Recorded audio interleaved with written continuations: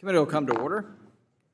Without objection, the chair is authorized to declare recess of the committee at any time.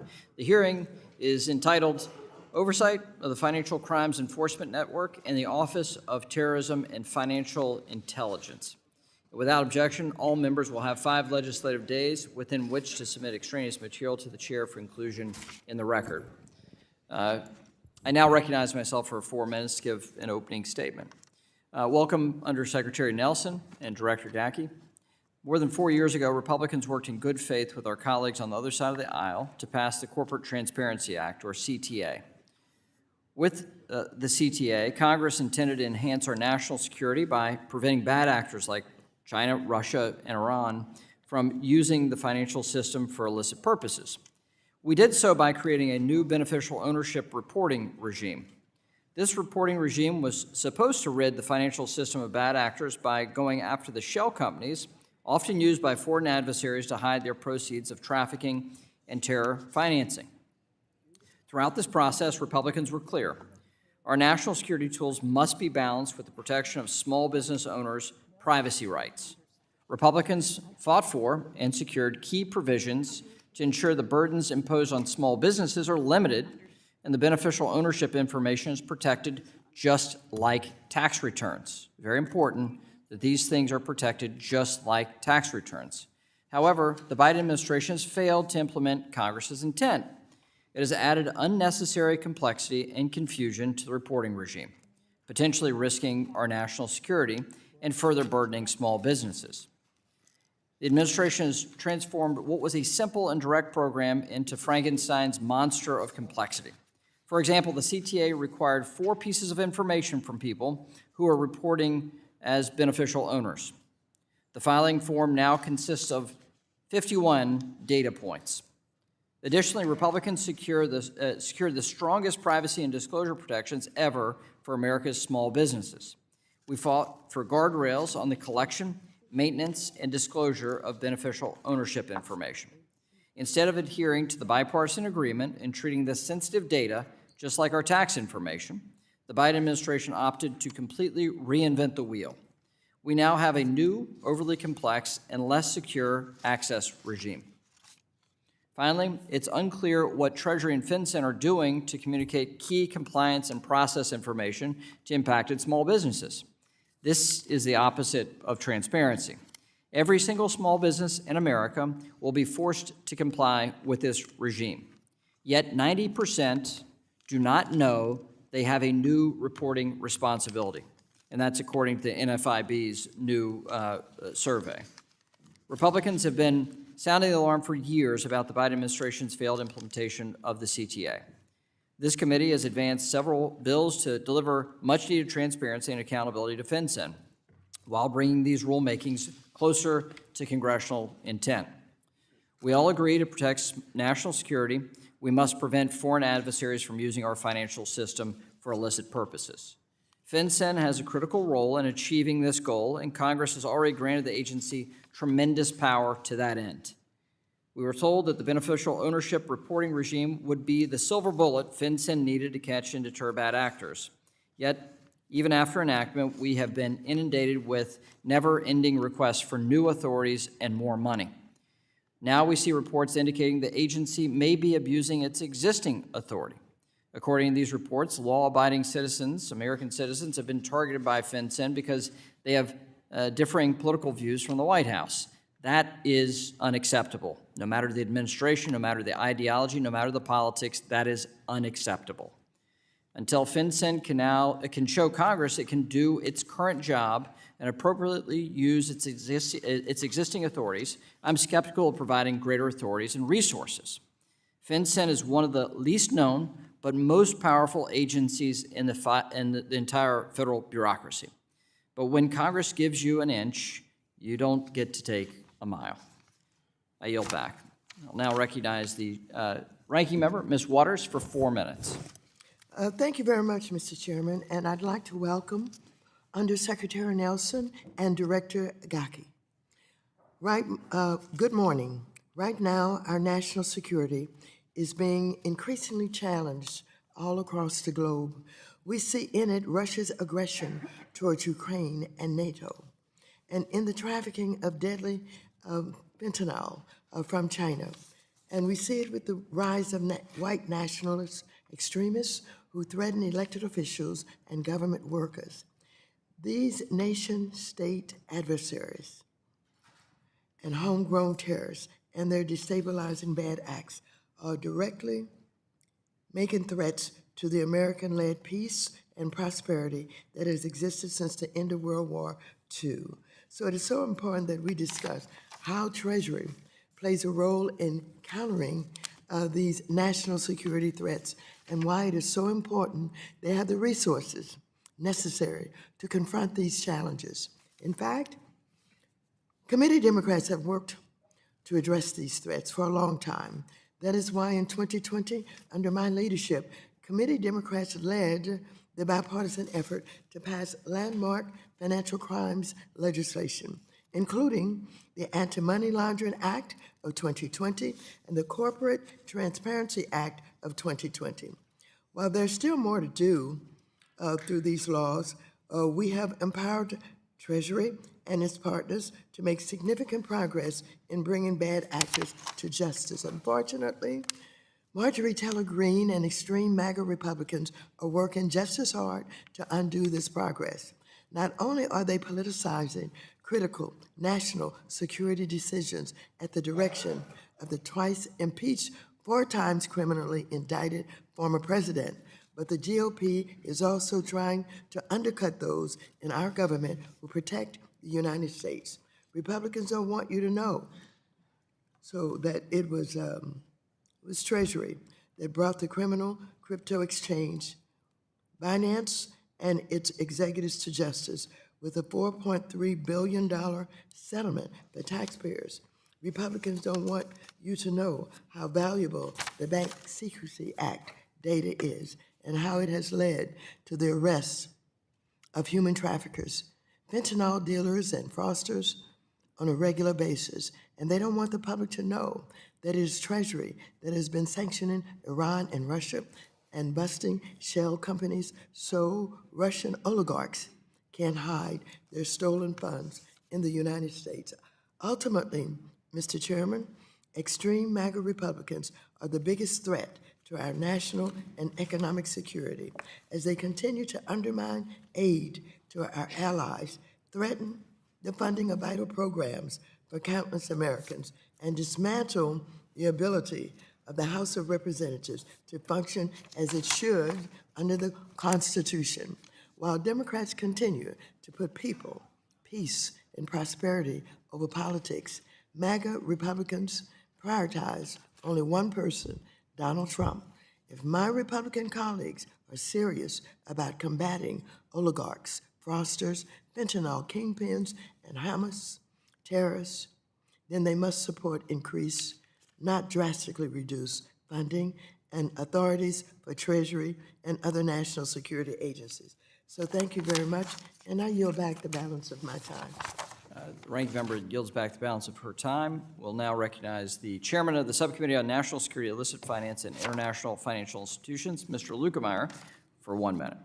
Thank you, Chairman Henry, for yielding, and this morning, welcome, Director Gackey and Undersecretary Nelson. Thank you both for being here today to discuss the operation of FinCEN and Treasury's Office of Terrorism Financial Intelligence more broadly. The work you and your teams do is vitally important to our national security because you are the tip of the spear for financial intelligence, sanctions, and countering the financing of terror and other criminal activity. However, it has been disturbingly clear from the work of both this committee as well as Weaponization Subcommittee that FinCEN has trained its broad, powerful, and often opaque authorities not just on foreign assets, but also on law-abiding Americans merely on the suspicion that they may disagree with the administration now in power. The American public deserves to know if the federal government is collecting their bank records simply because they wore a red hat to a bank or went shopping at a sporting goods store. FinCEN and TFI must be focused on America's enemies, not innocent American citizens. With that, Mr. Chairman, I yield back. Gentleman yields back. We'll now go to the ranking member of the Subcommittee on National Security, Illicit Finance, and International Financial Institutions, Mrs. Beatty, for 1 minute. Thank you, Mr. Chairman and Ranking Member, for hosting this hearing today. And to Undersecretary Nelson, we're very glad to have you back and look forward to your testimony. Director Gacke, congratulations on your recent appointment as FinCEN Director. I want to thank you both for the essential work that you do to protect our financial system from terrorist facilitators, money launderers, drug traffickers, and other national security threats. TFI and FinCEN have made significant strides to increase transparency, pursue bad actors, and implement historic bipartisan legislation like the Anti-Money Laundering Act and the Corporate Transparency Act. I am very eager to hear your office's developments over the last several months to combat illicit finance and preserve the integrity of our financial system. And I associate myself with all the words of the ranking member. I yield back. Gentleman yields back. We'll now welcome the testimony of the Honorable Brian Nelson, Undersecretary for the Office of Terrorism and Financial Intelligence, TFI, at the U.S. Department of Treasury, and Ms. Andrea Gacke, Director of the Financial Crimes Enforcement Network, also at the U.S. Department of Treasury. Undersecretary Nelson, Director Gacke, thank you for being here. You'll each be recognized for 5 minutes to give your oral presentation or testimony, and without objection, your written statement will be made part of the record. Undersecretary Nelson, you're now recognized. Thank you so much, and good morning, Chair and Ranking Member, and distinguished members of the committee. Thank you for the opportunity to speak with you once again. Since I was last here, Treasury's Department, Office of Terrorism and Financial Intelligence, has made important strides on anti-money laundering and countering the financing of terrorism, as well as safeguarding the United States and international financial systems. Today, I would like to discuss the threats to the U.S. financial system, as well as the approaches that we are taking in countering those threats abroad and closer to home. One of our key missions is to protect the financial system by making it harder for illicit actors to exploit domestic and international financial systems. We do this here by focusing on our own AML-CFT regime, and internationally by deploying economic measures, enforcing those measures, and engaging with key stakeholders. This gives us the ability to remain flexible to the changing national security landscape while mitigating unintended consequences of our authorities. Our response to Russia's illegal invasion of Ukraine exemplifies this flexible approach. Our Russian sanctions have two core objectives that we continue to pursue in coordination with the G7 and other allies. First, limiting Russia's ability to fund its war by taking steps to restrict its revenues from energy and its access to the global financial system. And second, restricting Russia's access to items that it needs to prosecute the war on the battlefield.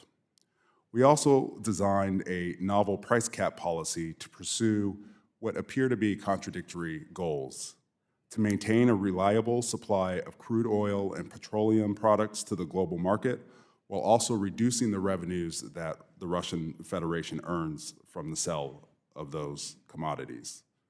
We have pursued multiple successive rounds of sanctions against actors who have violated the price cap, including shipping companies, vessel owners, and opaque traders, without causing significant oil market volatility.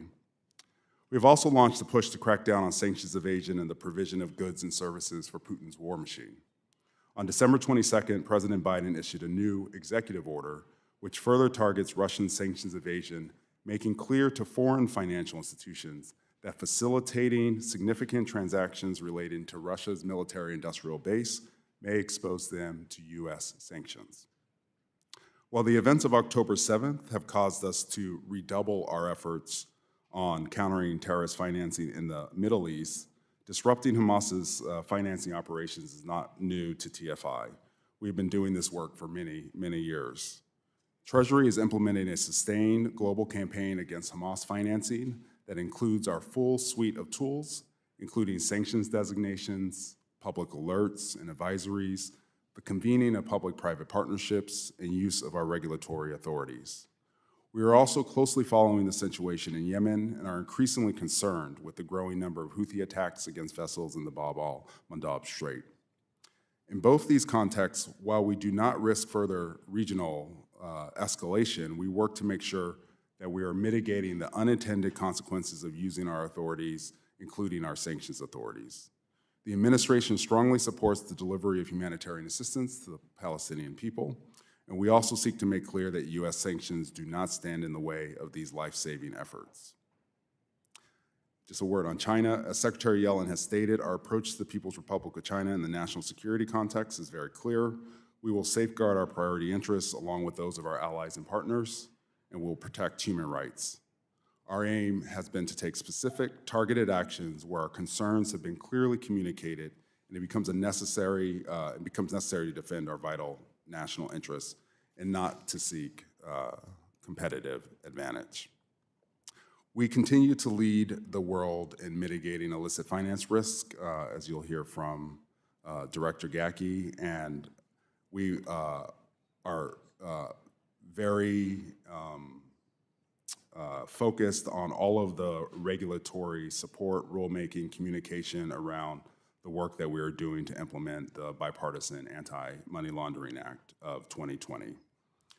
With that, we'll stop. Just wanted to say we are excited to have this conversation and appreciate the opportunity to engage with you all. We'll now recognize Director Gacke for 5 minutes. Chairman McHenry, Ranking Member Waters, and distinguished members of the committee, thank you for the opportunity to testify this morning on behalf of the Financial Crimes Enforcement Network, or FinCEN. Since joining FinCEN 5 months ago, I have been struck by the range of functions that the organization performs and what a staff of about 300 federal employees can accomplish. And the past year has seen an extraordinary amount of activity by FinCEN. I'd like to briefly touch on some of these accomplishments organized around 3 themes: transparency, our swift responses to priority threats, and accountability. First, on transparency, FinCEN is bringing greater transparency to various structures or sectors that are vehicles of or destinations for illicit finance. Since the Bipartisan Anti-Money Laundering Act, including the Corporate Transparency Act, was enacted, FinCEN's highest priority has been achieving the successful implementation of the beneficial ownership information reporting requirements. The Beneficial Ownership Registry successfully launched on January 1st of this year. In the first week alone, more than 100,000 companies successfully filed their beneficial ownership information. And I am pleased to report that today, so far, FinCEN has received more than 500,000 reports successfully filed. The now ongoing collection of beneficial ownership information, paired with the forthcoming phased provision of access to the database by law enforcement and other authorized users, will close what has long been identified as a gap in the United States anti-money laundering and countering the financing of terrorism regime. FinCEN has also taken 2 recent and significant regulatory actions to bring transparency to 2 distinct areas marked by illicit finance risk. Last week, FinCEN advanced its efforts to prevent bad actors from misusing anonymous, all-cash purchases of residential real estate to launder or hide the proceeds of crime by proposing a rule to bring greater transparency to transactions in the residential real estate sector. FinCEN is also working to address the known risks associated with investment advisors, which are not subject to consistent or comprehensive AML-CFT obligations in the United States. This week, FinCEN proposed applying AML-CFT obligations to certain investment advisors. Shifting gears, I am proud of the successes that the FinCEN team has achieved in supporting law enforcement and national security agencies as the United States government responds to significant and multiple threats, both international and domestic. Much of our work is necessarily behind the scenes due to the sensitive information that we safeguard and analyze, but I'm grateful for the opportunity to call out just a few specific examples of FinCEN's good work. Perhaps no issue has been more front and center since I joined FinCEN than addressing the ongoing crisis in the Middle East, and through our focus on the financing of terror, identifying steps we can take to aid our allies in Israel. We are supporting our colleagues at OFAC who have been implementing financial sanctions to degrade and disrupt Hamas's and other terrorist organizations' financial networks, and we are directly engaging with stakeholders, including financial institutions, to ensure they're taking steps to prevent illicit financial flows to these organizations without stopping legitimate humanitarian support. FinCEN's also been working tirelessly with our law enforcement and foreign partners to combat our nation's opioid crisis. As but one example, FinCEN has convened multiple public-private partnership exchanges focused on fentanyl. Just last week, FinCEN convened a fentanyl exchange in Los Angeles to share information about fentanyl trafficking and related money laundering typologies. Also last week, FinCEN participated in the second U.S.-Mexico public-private roundtable with Mexican authorities and financial institutions to advance the fight against this scourge. FinCEN has also continued its wide-ranging efforts to counter Russian illicit finance, including by issuing Russia-related alerts and driving reporting by U.S. financial institutions regarding sanctions and export control evasion. We have poured through over 16,000 Russia-related filings to identify actionable reports of particular interest to partner agencies since the start of the invasion. Finally, on accountability, FinCEN's responsibilities as a regulator, including ensuring that regulated entities are held accountable and we take enforcement action where necessary. And this has been a banner year for FinCEN enforcement. To highlight one important case, FinCEN took the enforcement action late last year and assessed a civil monetary penalty of $3.4 billion, the largest in FinCEN's and the Treasury Department's history on Binance Holdings and several affiliates. This was a significant achievement made through the partnership of our Treasury partners at OFAC and at IRSCI, but also with our partners at the Department of Justice and the Commodity Futures Trading Commission. It was truly a collaborative interagency effort. So to conclude, it's been an extremely productive year at FinCEN, and it quickly became clear when I arrived in September that the FinCEN workforce is steadfast in its commitment to keeping our financial system safe. And I'm proud to represent them before you today. I look forward to your questions. Thank you for your testimony, and I'll recognize myself for 5 minutes for questions. Undersecretary Nelson, I'm trying to understand Treasury's thought process with respect to beneficial ownership. We have 3 separate rules. One is the reporting rule on the collection of data. The other is the access rule that goes into effect on Monday. That's right, Director Gacke, Monday. And then you have a rule that has not yet been proposed that rescinds the 2018 customer due diligence, the CDD requirement. So how many companies have filed beneficial ownership information? About 500,000. About 500,000. How many do we expect to file? Director Gacke? 32 million. 32 million. So we've got about 500,000 out of 32 million. Okay. And at the same time, all 32 million are required to adhere to the CDD requirement, right? So they're already providing this information.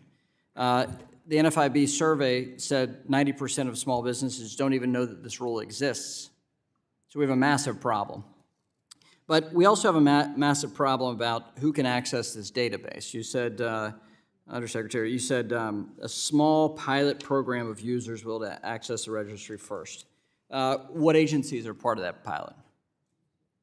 So just the clarification, the small businesses wouldn't be subject to the customer due diligence rule. Well, they are subject to it through their Financial banks. The institutions. banks are subject to Correct, it. yeah, financial So just because I put the obligation on a colleague to put an obligation on you doesn't mean that you're not obligated. Right, So well, I- if they have an account All at a right, financial so institution, that's correct. how many are part of the pilot program to access the information?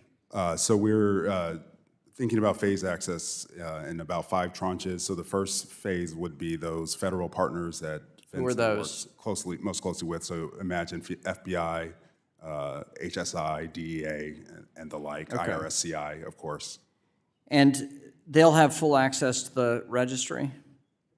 I'll defer to Director Gacke. Chairman, yes. Access to the extent, with guardrails. You know, any user will have to engage in training, meet the requirements of the Corporate Transparency Act to be able to access that information. But through this, the pilot program, we'll first focus on those high-volume users we've seen with Bank Secrecy Act reporting, kind of the big law enforcement agencies. Okay. So, and when do you think we'll have a proposed rule to rescind the CDD requirement?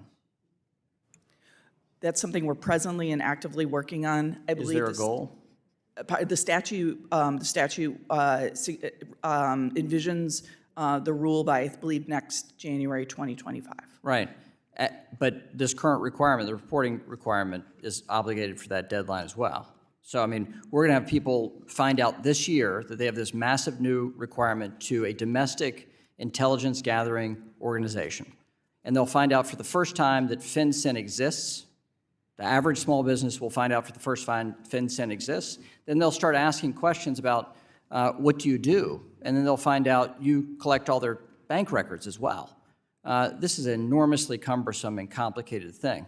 Director Gacke, as I've told you in private, you have a heavy obligation here trying to fix a mess created by your predecessor and trying to dig out of that mess and preserve and protect American civil liberties in doing so. We've not yet seen you adhere to these exchanges of letters that we've had, and I expect better from your agency.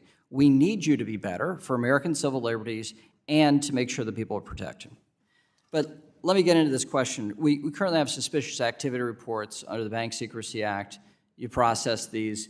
You had over 300,000 suspicious activity reports in January. A 240% increase from the number of reports we received just a decade ago, in January of 2014.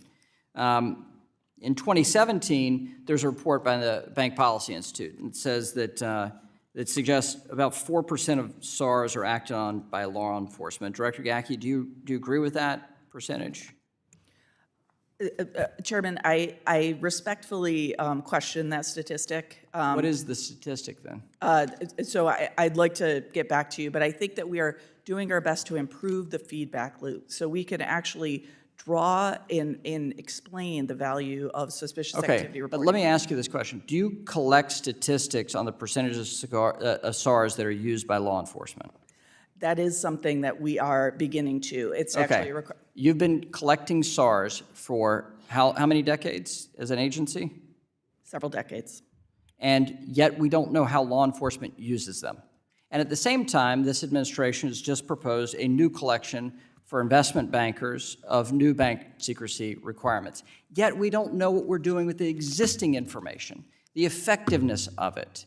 We have a 4%, we're saying 4% of SARs are used for law enforcement, and you're saying that's not correct, but we don't have data to back it up. You should have data to back it up. The agency should be better. And it's not just a question of public policy. This is about Americans' protection. It is about American civil liberties. It is a high obligation. With that, yield back and recognize the ranking member for an equivalent period of time. Thank you very much, Mr. Chairman. Undersecretary Nelson, first I'd like to congratulate Treasury's Office of Terrorism and Financial Intelligence, also FinCEN, the Financial Crimes Enforcement Network, and OFAC, that is the Office of Foreign Assets Control, on a very impressive year. Since we saw you for your last annual hearing in April, hundreds of individuals and entities have been sanctioned, including many from Russia, Iran, and China. Rulemakings on residential real estate, investor advisors, and beneficial ownership have been posted or finalized. Treasury has also been bold in developing new solutions to old problems, whether it's collaborating with allies to cap the price of Russian oil, or it's taken on new crypto criminals committing old school crimes, including the record-breaking Binance settlement that will garner $4.3 billion in penalties for the American taxpayer. Misguidedly, our Republican colleagues have rejected the $229 million requested by the Biden administration for FinCEN for fiscal year 2024. We're reducing that to an astonishing low of $166 million in their appropriations bill. TFI, which includes our sanctions agency, OFAC, suffers similar cuts in the Republican budget as compared to the president's request. How would reducing the resources available for your mission affect the ability of TFI and its staff to respond to national security threats? And what would it mean for BSA AML compliance? Thank you, Ranking Member Waters, for the, I think, accurate description of the key priorities that TFI and FinCEN have sought to support our overall national security mission over the last year, identifying how important it is to close those critical gaps in our AML CFT infrastructure to protect our financial system. And with the 3 rulemakings you noted, we believe we have successfully started down the path to do that. In terms of resources, as you noted, I think from our perspective, to the extent our budget doesn't match the challenges as you described, we will be less effective in the use of our tools. That's the range of tools from our sanctions authorities to the regulatory authorities that Andrea oversees, Director Gacki oversees in managing FinCEN. We would not be able to enforce the economic measures that we are engaged in support of our national security in the ways that I think you and policymakers would find meaningful. And I think we would also not have the capacity to address new national security challenges as they come up. Thank you very much. Last year, the Treasury Department released a long-awaited U.S. government-wide de-risking strategy as mandated by the Anti-Money Laundering Act of 2020. Having worked for years with those most heavily impacted by de-risking, including many Caribbean nations and territories that are effectively cut off from the international banking community, I was pleased to see the release of this strategy. Its importance was underscored in a 2022 hearing when I chaired where Prime Minister Mia Amor Motley of Barbados gave historic testimony about the negative effects of de-risking on the people and businesses in the region. Your strategy recommended several follow-up actions, et cetera, et cetera, et cetera. And so I'm very pleased about the response and would like to continue to work with Treasury to see what we can do to strengthen the Caribbean with involvement with the United States banking community. We would welcome it. We welcome your leadership, and we have some ideas, so hopefully we can work with your office on that. Thank you, and I yield back. The lady yields back. We'll now go to the gentleman from Texas, Mr. Sessions, for 5 minutes. Mr. Chairman, thank you very much. Secretary, thank you for taking time. Director, we're glad that you're here. You've heard some conversation this morning from members about white nationalists or some circumstances may be related to them attempting to undermine financial needs of this country. Then you heard from the young chairman about his ideas about getting into personal matters, perhaps maybe dealing with the purchase of maybe weapons and other things. Can you please talk more directly about that threat that you think that is out there? Thank you for the question.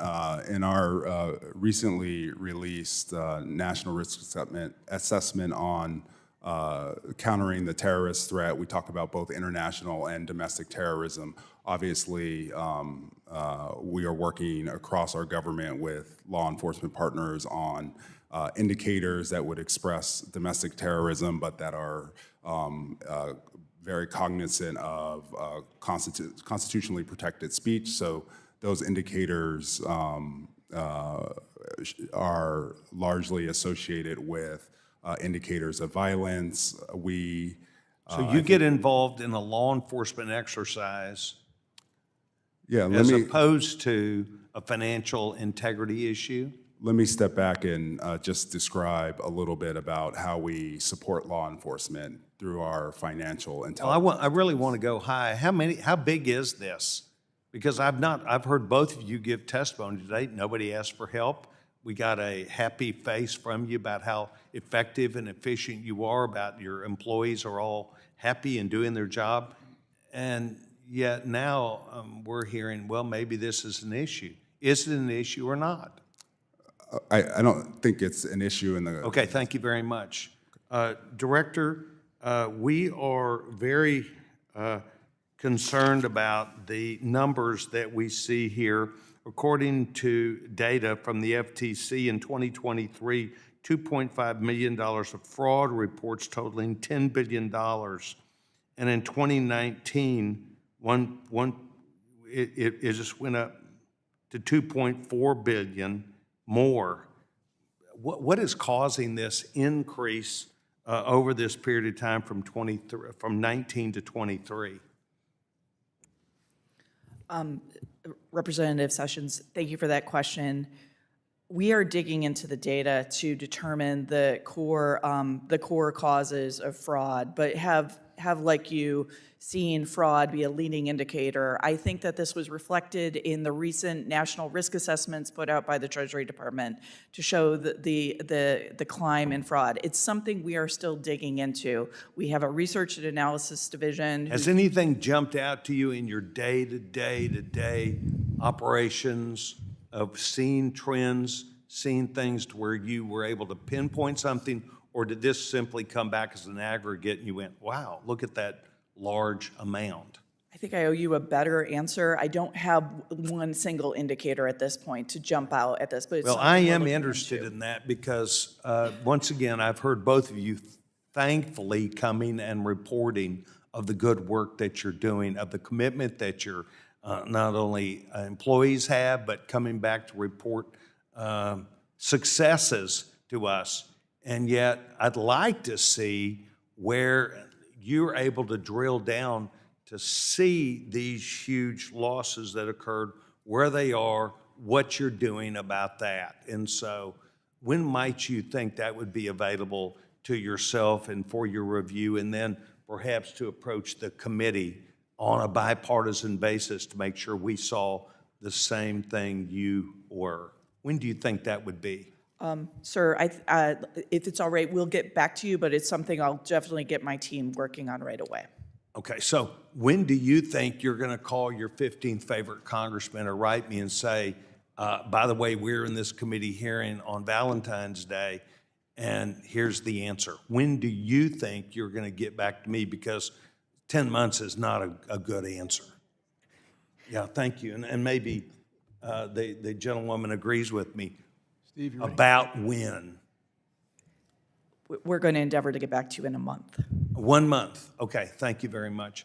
I want to thank both of you. This committee on a bipartisan basis is concerned about real threats, not bogus ideas and things that we throw around. I appreciate both of you very much. Mr. Chairman, I yield back my time. The gentleman from California, Mr. Sherman, is recognized for 5 minutes. I yield 31 seconds to the gentleman from Massachusetts. Thank you, thank you.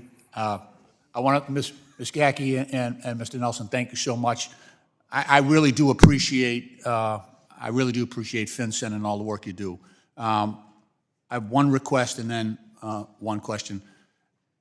I need to have a briefing similar to the one that you provided for the West Coast folks on fentanyl in the Boston area, and we can either do that Zoom or we could work that out. But fentanyl, and also we're seeing a lot of crystal meth in our area, which hasn't been an issue before. My question is, it goes to the chairman's remarks around CTRs, you know, the cash transaction reports and the collection of suspicious transaction reports, which the banks complain about all the time. Could the use of artificial intelligence help us to re-engineer that process so that we don't have to be as burdensome as we have been in the past? I'll interrupt the gentleman from Okay, go ahead. Massachusetts and ask that question be responded to for the record. Excellent, thank you. I appreciate your courtesy. Having spent 28 years on the Foreign Affairs Committee and 28 years on this committee, I want to commend our witnesses and the agencies they represent, since our ability to impose sanctions and economic penalties is such a critical, I think the most critical element of American national power. It is certainly more usable than our military power. And that is why I have opposed cryptocurrencies whose promoters have made it plain that they regard the United States as an illegitimate player on the world stage. They regard our sanctions policies and efforts to affect world policy as illegitimate, and that they are promoting crypto in part to defang the United States federal government. I would join with the chairman on a concern for civil liberties, because we may be seeing Trump 2.0 in the White House. It's not impossible. Revenge Trump will certainly go after his enemies, and it is important that we build, whether it be for 2024 or for the future of this century, civil liberties laws that would stand up to someone who is trying to bend them and break them. And the most important of these may be our civil service laws that protect government employees from being pushed to bend and break our statutes. As the chief Democrat on capital markets, I have to comment on what a government shutdown would mean. It would shut down the most significant part of our capital market system, because you couldn't have IPOs or other public offerings that bring money from the capital markets into the operating economy. And of course, our $100 trillion capital market system would be basically without a cop on the beat. Let me quickly ask our witnesses here. It's my understanding that if there was a government shutdown, the majority of your staff would be furloughed. Is that correct? Can you say yes or no? Close to the majority, yes. Close to majority? Yes, sir. Gee, what could go wrong? That's a rhetorical question. We've got an awful lot of attention is paid to banks, because long before your agencies existed, we had the prudential regulators. They are huge agencies. They are there to enforce our Anti-Money Laundering and Bank Secrecy Act. So we'd expect criminals to go where they're less likely to be detected. And so you have the non-bank sector. What is being done as to the registered money services businesses? They're subject to the same laws, but laws don't mean anything if there's no enforcement. What is being done to ensure that there's sufficient supervision of non-banks in this area? Representative Sherman, thank you for that question. A significant amount of our small compliance team at FinCEN actually works with our delegated examiners to ensure that examinations are focused and that we participate in those examinations where we can. We absolutely agree with the critical need to make sure that money services businesses are regulated and examined where we see risk. The prudential regulators are not there. You're the only one there. You need to be there. And I'll finally point out that there are only thousands of transactions every day in Bitcoin, tens of thousands. There are billions of transactions in dollars. If Bitcoin ever becomes a currency, time's expired. you're going to have a tough time. I yield back. We'll now recognize the gentleman from Oklahoma, Mr. Lucas, for 5 minutes. Thank you, Mr. Chairman. During the past year, Iranian oil production reached a 5-year high. In fact, the International Energy Agency estimates that Iran produced roughly 445,000 barrels of oil a day more in 2023 than it did in 2022. It should be concerning that Iran has been able to boost output in the face of U.S. sanctions, generating billions of dollars that can be directed towards militia groups across the Middle East. Undersecretary Nelson, could you elaborate on how Treasury tracks where Iranian money is being held around the world? Happy to do that, and thank you for that question, Congressman. And along with that, which countries hold the bulk of it?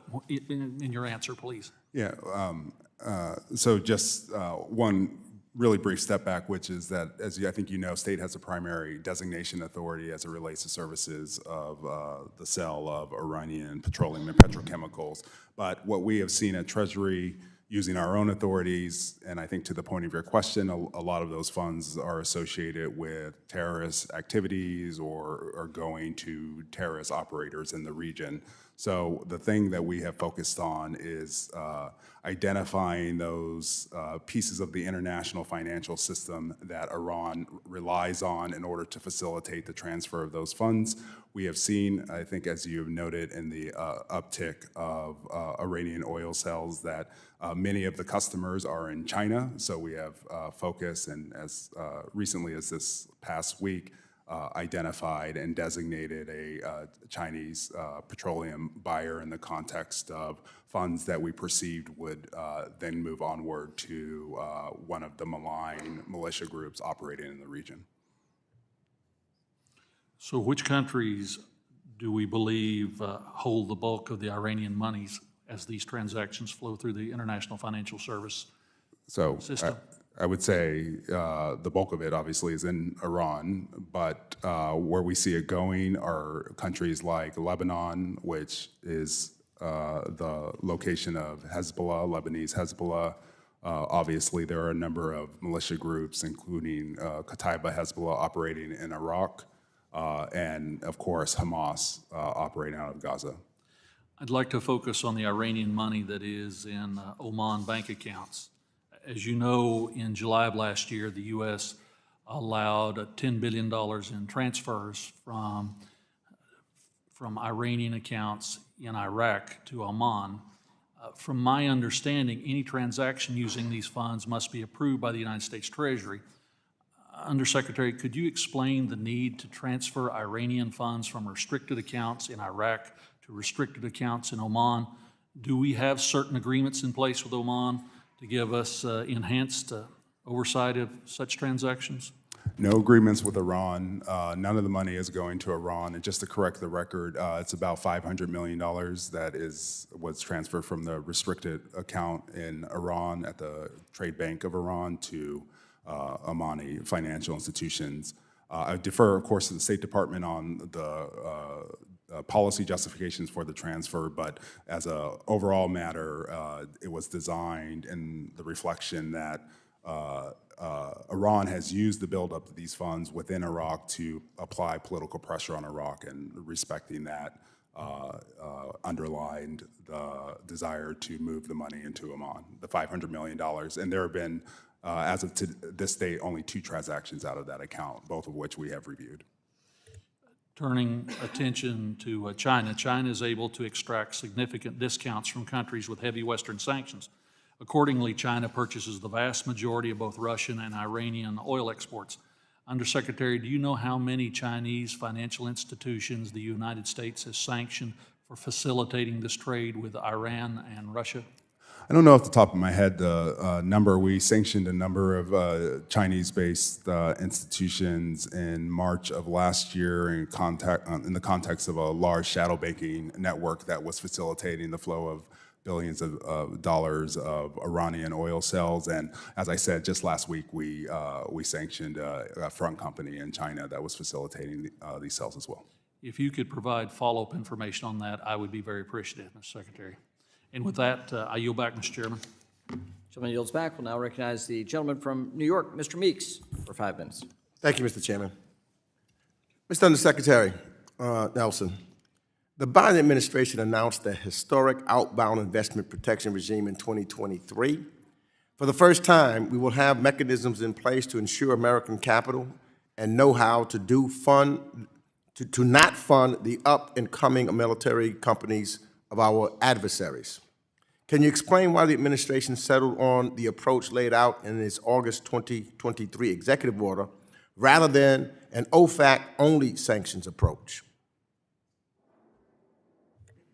I'm happy to take that. I'll just note that outbound investment and the implementation of both the executive order and the follow-on regulations are a separate office, not in TFI. But the theory of the case, which I think you would appreciate, is that sanctions would not necessarily get at the core challenge that we see in terms of investment into sensitive technologies that China seeks to develop, and would create, I think, from the State Department's view, the potential to diminish the overall bilateral relationship we have with China with very little additional uptake, vice the executive order approach that the administration has taken. Thank you for that. And again, Mr. Undersecretary, the Biden administration's approach to sanctions on Russia, I believe, has been unprecedented. They have been impactful and has meaningfully limited Russia's ability to conduct its illegal and unjustifiable war of aggression against Ukraine.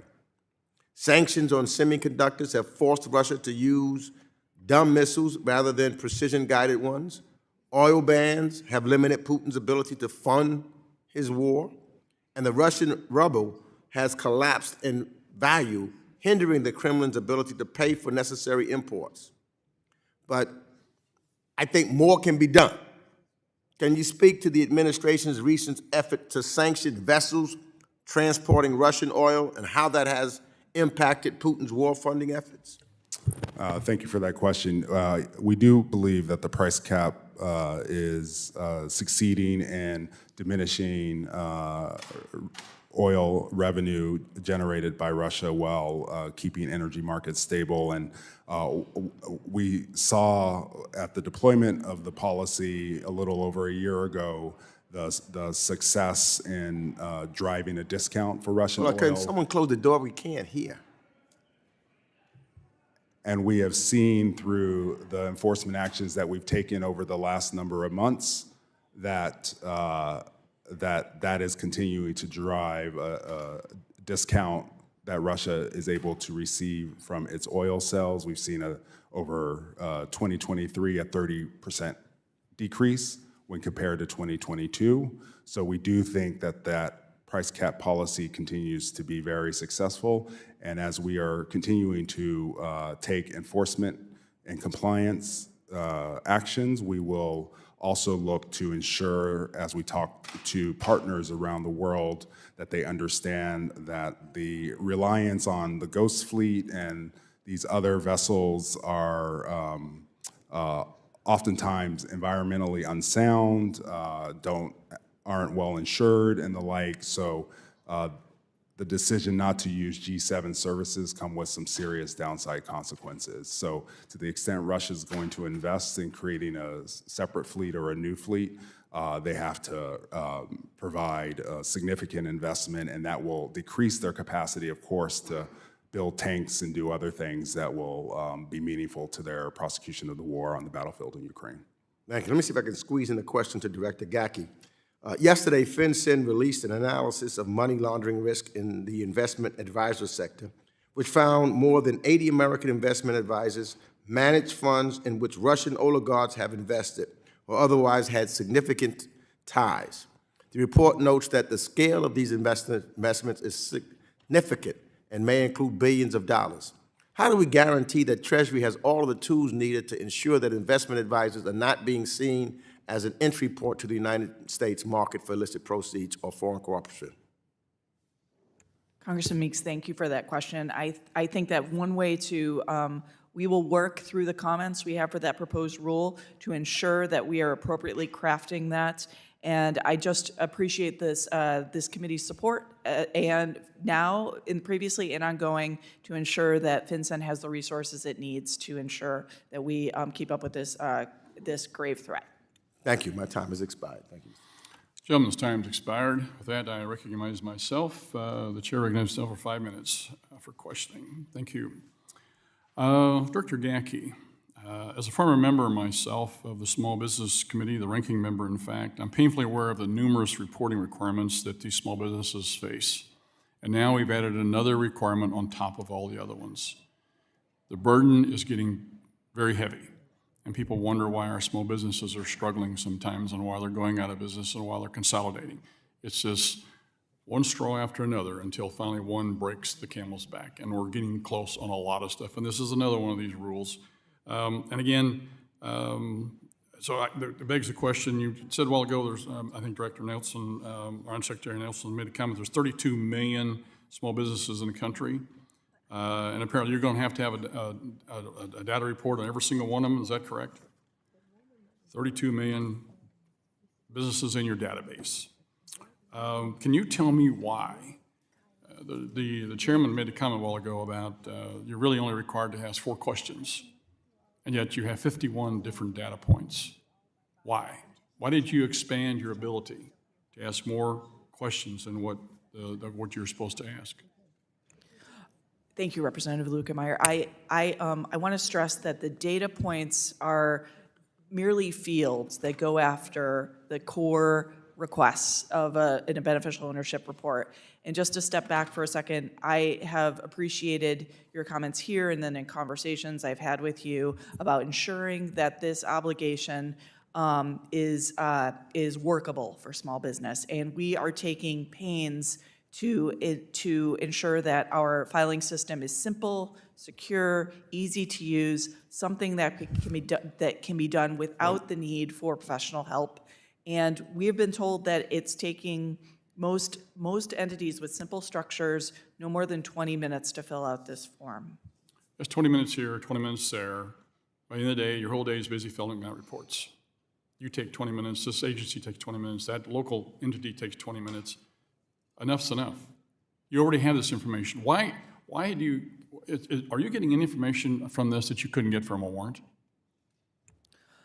Sir, I think, at this point, we are populating the database. And so I do think that this provides a greater degree and a greater way of getting transparency and compelling those shell companies that are acting as fronts for the movement of illicit money, Okay, well, tax I evasion. certainly agree that we have a problem and we need to be going after them. But what you're doing is enlisting all of the financial institutions as you're deputizing them basically to become law enforcement officers, which is wrong. And if they don't do what you say they ask them to do, then you get fined. That's not what their intent is. They're not law enforcement. They're financial folks.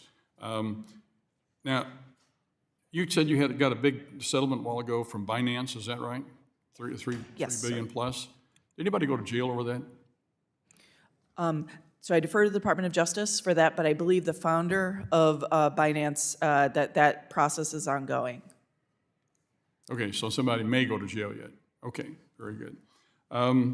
Okay, one of the concerns, and the chairman had the same concern a while ago, is with regards to the access to this data. And a while ago, you listed off a whole list of different agencies. And I think the 8 different federal agencies have already shown they're not very good guardians of people's data to begin with, i.e. the IRS, FDIC, among others. I mean, this is almost ridiculous. So whenever you do this, for instance, the Small Business Administration, that's documented with the Inspector General report of like $200 billion worth of fraud. Are you working with them to try and find ways to see if there's a way that you can be helpful with them? Are you correlating data with the Small Business Administration and all the fraud that they found?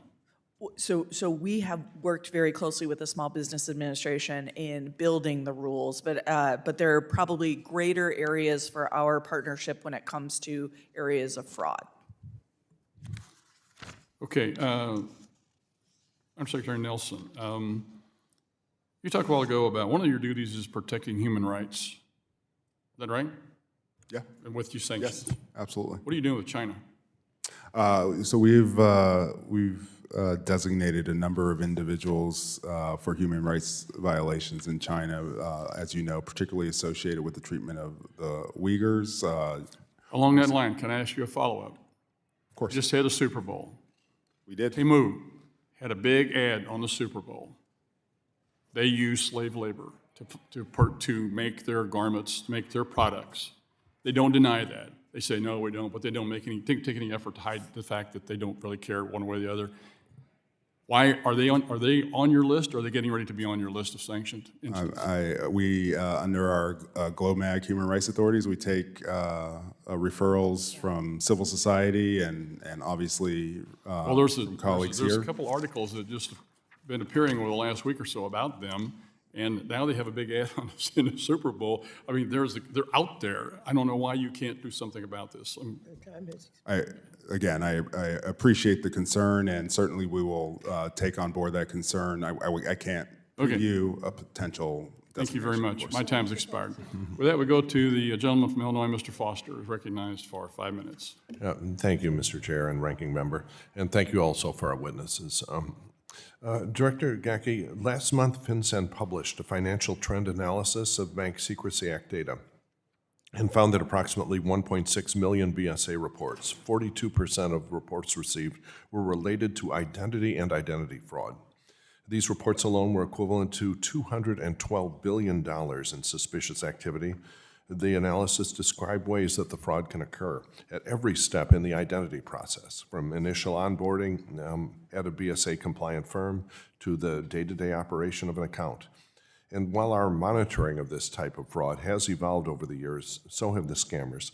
So my first question, this report was a snapshot of the identity fraud landscape as of 2021. Would you estimate that the problem of identity fraud has gotten better or worse since then? Thank you, Representative Foster.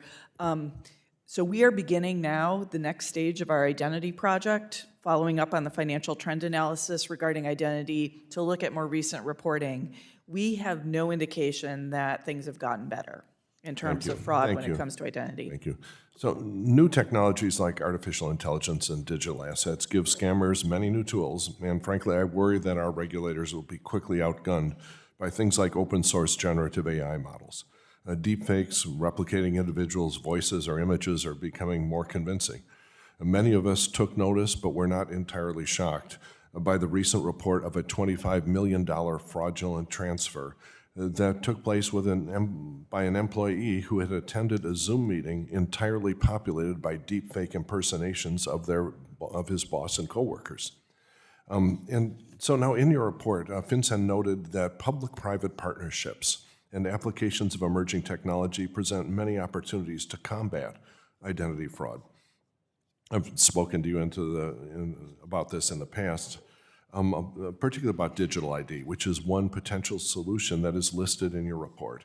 So given these developments, could you sort of quickly summarize what the benefits might be of a robust digital ID system that would allow citizens who wish to use it with a tool to prove they are who they say they are in online transactions, and a tool that would be securely backed up with biometric information like passports or real ID? And how valuable could that be in the fight against financial fraud? Thank you, Mr. Foster. And I think you know, because we work closely with your office, my team does, that we are committed to working on a workable solution that can set up systems and guardrails related to a digital ID. We do think it could pay dividends, especially as financial system modernizes and technology is embodied, and we are committed to working with you on this. Yeah, and it's not just the SARS where this will be an issue. My colleague mentioned SBA fraud, and I'm sure some significant fraction of that was effectively identity fraud as well. And so this will have huge benefits for the federal taxpayer. And now, as you also know, many countries around the world are moving rapidly toward privacy-enhancing digital ID. And so has FinCEN been engaging with other governments, in Europe, Australia, Korea, Japan, the free democracies of the world, for example, who have already rolled out or are in the process of rolling out a secure digital ID for their residents? Sir, I think in international fora, identity is a core issue that we face when it comes to the suspicious activity and fraud. So it is something that we are engaging in not only domestically, but also internationally through our Egmont partnership with FIUs, or financial intelligence units around the world. Yeah. So what are the biggest obstacles that you've identified that are maybe slowing down our adoption of the systems that are starting to prove very successful around the world? Sir, I think that's a great question. I think I would need to get back to you on that as to the biggest obstacles. That's fine. If you respond for the record, that would be great. Now, AI presents many new risks, as I mentioned, by assisting bad actors and fooling businesses and consumers about perpetrating fraud. But it also has the potential to improve financial crimes compliance, finding patterns and trends in data that human analysis alone may not be able to spot. It can also lower costs by assisting financial institutions to have more reliable and efficient KYC. Can you describe what you're planning to do on regards to using AI to detect fraud in FinCEN? Thank you, sir. Through our Bank Secrecy Act Advisory Group and other provisions we're implementing under the Anti-Money Laundering Act, we are actually engaged in an active dialogue with our regulated entities to see how artificial intelligence could actually be a benefit to some of the, the more simple reporting structures that need to be made pursuant to the Bank Secrecy Act, and to see how we can leverage this in technology to really get smarter when it comes to reporting. Thank you. My time has expired. I yield back. Gentleman's time has expired. That we go to the gentleman from Arkansas, Mr. Hill, is recognized for 5 minutes. Thank you, Mr. Chairman, and welcome. We're proud to have both of you here to provide us information. Always pleased to have the Treasury here. Mr. Undersecretary, I want to start with the beneficial ownership provisions that you're attempting to implement now that Congress passed in the last Congress. That was a bill that, as you may recall, I voted against in committee, and I voted against it on the House floor because I thought it was not the right way to go about collecting the information. I urged Secretary Mnuchin to take a different course, and he didn't, so we have what we have. How many small businesses are going to be, do you estimate, are going to be required to comply with this rule? I think our estimation is 32 million existing businesses, and then every year there will be about 5 million new businesses. Right. So it's so by coincidence only today, at noon today, I have a Zoom meeting with CPAs in Arkansas who contacted me through the Speaker of the House in the state of Arkansas, who just were stunned, to learn about this new requirement. And these are our tax preparers. These are our frontline accounting and tax professionals. So what are you doing to ensure that all small business owners are educated about these requirements? So we're doing a number of things. We're using all the available channels, social media. We've created a number of guides for small businesses. I've been engaging with all of the key associations, including the CPA associations, and I'm happy to engage with that group in Arkansas. I have been working obviously with chambers of commerces, and we have a big team at FinCEN who are doing the types of sort of educational materials, both in the format of videos, but also in the context of documents and websites and the like. But we recognize that a number of these small businesses have never heard of FinCEN, so there's a big educational campaign. This is why I think we should have used the LLC pass-through tax form to collect this information, since this information is already on every K-1 issued by the Internal Revenue Service. And it was turned down by the Treasury's own management to use their own bureau, saying that it would be an exception to share that information with FinCEN when Treasury IRS already shares this information with 35 other exceptions in the statute. So I want to say this was absolutely, I think, how we should do it. Are you putting a notice in people's 1060 filing, for example, hey, taxpayer, do you know you need to file this form with FinCEN? And are you asking the secretaries of state at their expense to send out that notification and link to FinCEN? We are engaging secretaries of state on exactly that question, and obviously voluntarily, but I've been in direct contact with all of the largest secretaries of state. Good, thank you for that. Let me change subjects to another subject very, very important to this country, to the administration, and with great leadership from the Treasury, and that is our efforts in Congress and the House Foreign Affairs Committee and the Senate Foreign Relations Committee to pass the Repo Act, which would authorize the president under IEPA to seize and take title to Russian Federation assets in our country. But the bigger issue is to compel and encourage and nurture all of our partner and allied countries to do the same. Does the administration support the Repo Act as marked up in the House Foreign Affairs Committee? We support it in principle. I think the thing that we feel strongly about is the capacity to have flexibility as we approach our partners, and from a policy perspective, the need to move in concert with partners that are housing these. Help us, we understand that the bulk of liquid assets of the Russian central bank are in Brussels, approximately $300 billion in round numbers. But here in the United States, I think there's been a lack of clarity, and you see a lot of different open source discussions about that. Is it $30 billion? Is it closer to $5 to $8 billion? Can you tell us from the Treasury Department how much Russian Federation sovereign money is in the United States that you have eyes on? I can't provide you a precise figure at this time, but I can, as you noted, refer to the public reporting that the total amount is somewhere around $5 billion. $5 billion, thank you. And that's why it demonstrates how it's important for our European partners and our Asian partners to pass this legislation. And as you know, I support majority-controlled Russian Federation state-owned enterprise assets being on the list as well. It doesn't mean the countries have to do it. Do you like the idea that Russian Federation-owned shares in Gazprom in a foreign country should also be on the list? I think that's a question that is currently being discussed in the interagency, so I'll have to come back on that one. Thank you. I look forward to continuing that discussion. I yield back, Mr. Chairman. Gentleman's time has expired. With that, we go to the gentlelady from Ohio, Ms. Beatty, is recognized for 5 minutes. Thank you, Mr. Chairman, and thank you, Ranking Member.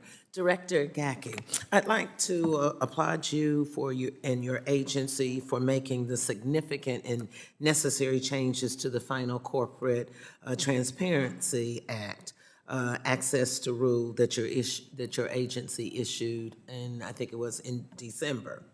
As expressed to FinCEN during the rulemaking process, I was very concerned that financial institutions proposed use of the beneficial ownership information was so narrower than we had drafted or intended in the law, and that it would undercut the utility of the access. I was also concerned that FinCEN's draft rule seemed to hinder efficient state, local, and tribal law enforcement's access to the database in ways that were contrary to the statute. Well, now with all that said, the final rule, which is important, fixed both of these issues. So I want to thank you and your staff not only for your hard work on completing the rules, but for your responsiveness. So often people come here and we say to them, we asked you this. So this is a perfect scenario for me, when no matter what side of the aisle you sit on, I can say to you, I don't like this. This is harmful, to my constituents, to America, corporate America, or whomever. You listened, you took it in consideration, and I think that is noteworthy for the record. So those concerns, I know came from Congress. I know you heard it from the industry. I know you heard it from law enforcement and transparency advocates as like. So I now like to shift to some privacy concerns we've heard in regard to the Beneficial Ownership Secure System Database, or BOSS. Can you explain for us what security protocols are in place to ensure that personally identifiable information stored in the database will not get into the wrong hands, or how will it be, or what will it be in a secure system? Thank you, Congresswoman, and thank you for the recognition on the access rule. On the security of the database, I want to assure you that the database to store beneficial ownership information, which is incredibly important for us to keep secure, has been established with the highest level of security for a non-classified system set to federal standards, the FISMA standards. And not only is the database held to a high standard, but we will have protections in place for anyone who's authorized to access that information. We will do it through agreements that we will enter into with different agencies or financial institutions or their regulators to ensure that they are also keeping this secure, accessing this information only for purposes authorized by the Corporate Transparency Act, not for other purposes, and that we have the ability to audit that access. Thank you. Now let me go to this whole issue of de-risking. I'd like to turn to the ongoing debanking of many, whether it's small businesses, their employees, freelance workers, et cetera. Banks and credit unions routinely point to FinCEN guidance and suspicious activity report filings as justification for closing accounts, cutting off access to reliable banking services, despite federal laws providing no authority for account cancellations under these conditions. So I was glad to see last year that Treasury issued a report outlining its de-risking strategies. Secretary Nelson, can you describe the steps that Treasury has taken to implement the strategy to minimize the unintentional de-risking of customers engaging in lawful activities? Thank you for the question, and one of my priorities over the next year is to lead the implementation of that strategy, because I think it's so important for the reasons you identified. I'll be brief. I think we found that the main thing that we heard and was validated is profitability drives a lot of these decisions, but there are things that we can do on the government side, like regulatory clarity and working with the federal banking agencies, which we are doing, and working with the examiners training, the examiner manual, to ensure that there is regulatory clarity across our entire system, so that the expectations of financial institutions is clear, to avoid exactly the really negative de-risking effects that we've Thank you, and my time is up. Gentlelady's time's expired. With that, we go to the gentleman from Michigan, Mr. Izinga, recognized for 5 minutes. Thank you, Mr. Chairman. Appreciate the witnesses being here. I'm going to jump right in. I got a number of issues here. Last December, the Oversight and Investigations Subcommittee, which I chair, held a hearing in order to better understand how the Iranian regime accesses money around the world due to relaxed sanctions enforcement and waivers, both here in the U.S. and abroad. Under Secretary Nelson, Iran is the leading state sponsor of terrorism around the globe. That's acknowledged virtually around the globe. Yes. They continue to back groups that target Americans and our allies. We know they support Hamas, who last October committed a brutal attack on the state of Israel. In a few weeks, on March 12, the Biden administration will be faced with a decision to waive sanctions on Iran and allow billions of dollars worth of Iranian assets held in Iraq to be transferred to other jurisdictions. They've done this previously. It's what's currently happening. I know that this decision is left up to State Department, but given your experience and frankly your title, do you believe that the Biden administration should continue to allow Iran access to these funds, whether it's directly or indirectly? So just to be very clear, Iran's not getting access to the funds. These are in restricted accounts. They're in restricted accounts. We know that. However, they are there and they are moved for a reason, and it's a handshake agreement with the Qataris.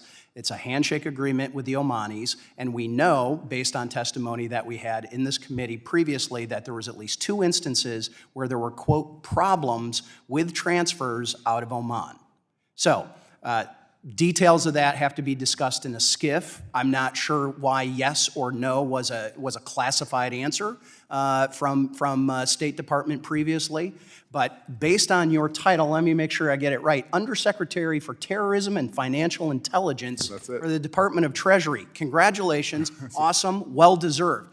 Has the State Department consulted with Treasury previously or now to extend those waivers? Have they consulted with you? They do consult with the Treasury Department, and those waivers have existed across many administrations. On including this specific waiver, this upcoming potential waiver? I don't believe the upcoming waiver has been teed up for consultation yet. So they have not done that for March. That window is closing. Okay. Switching topics here, Director Gacke. I want to follow up on sort of the Chairman Luetkemeier's line of questioning. I was here at the beginning of my congressional career during Operation Choke Point, and frankly, it was wrong then. It's wrong now, whatever it's called.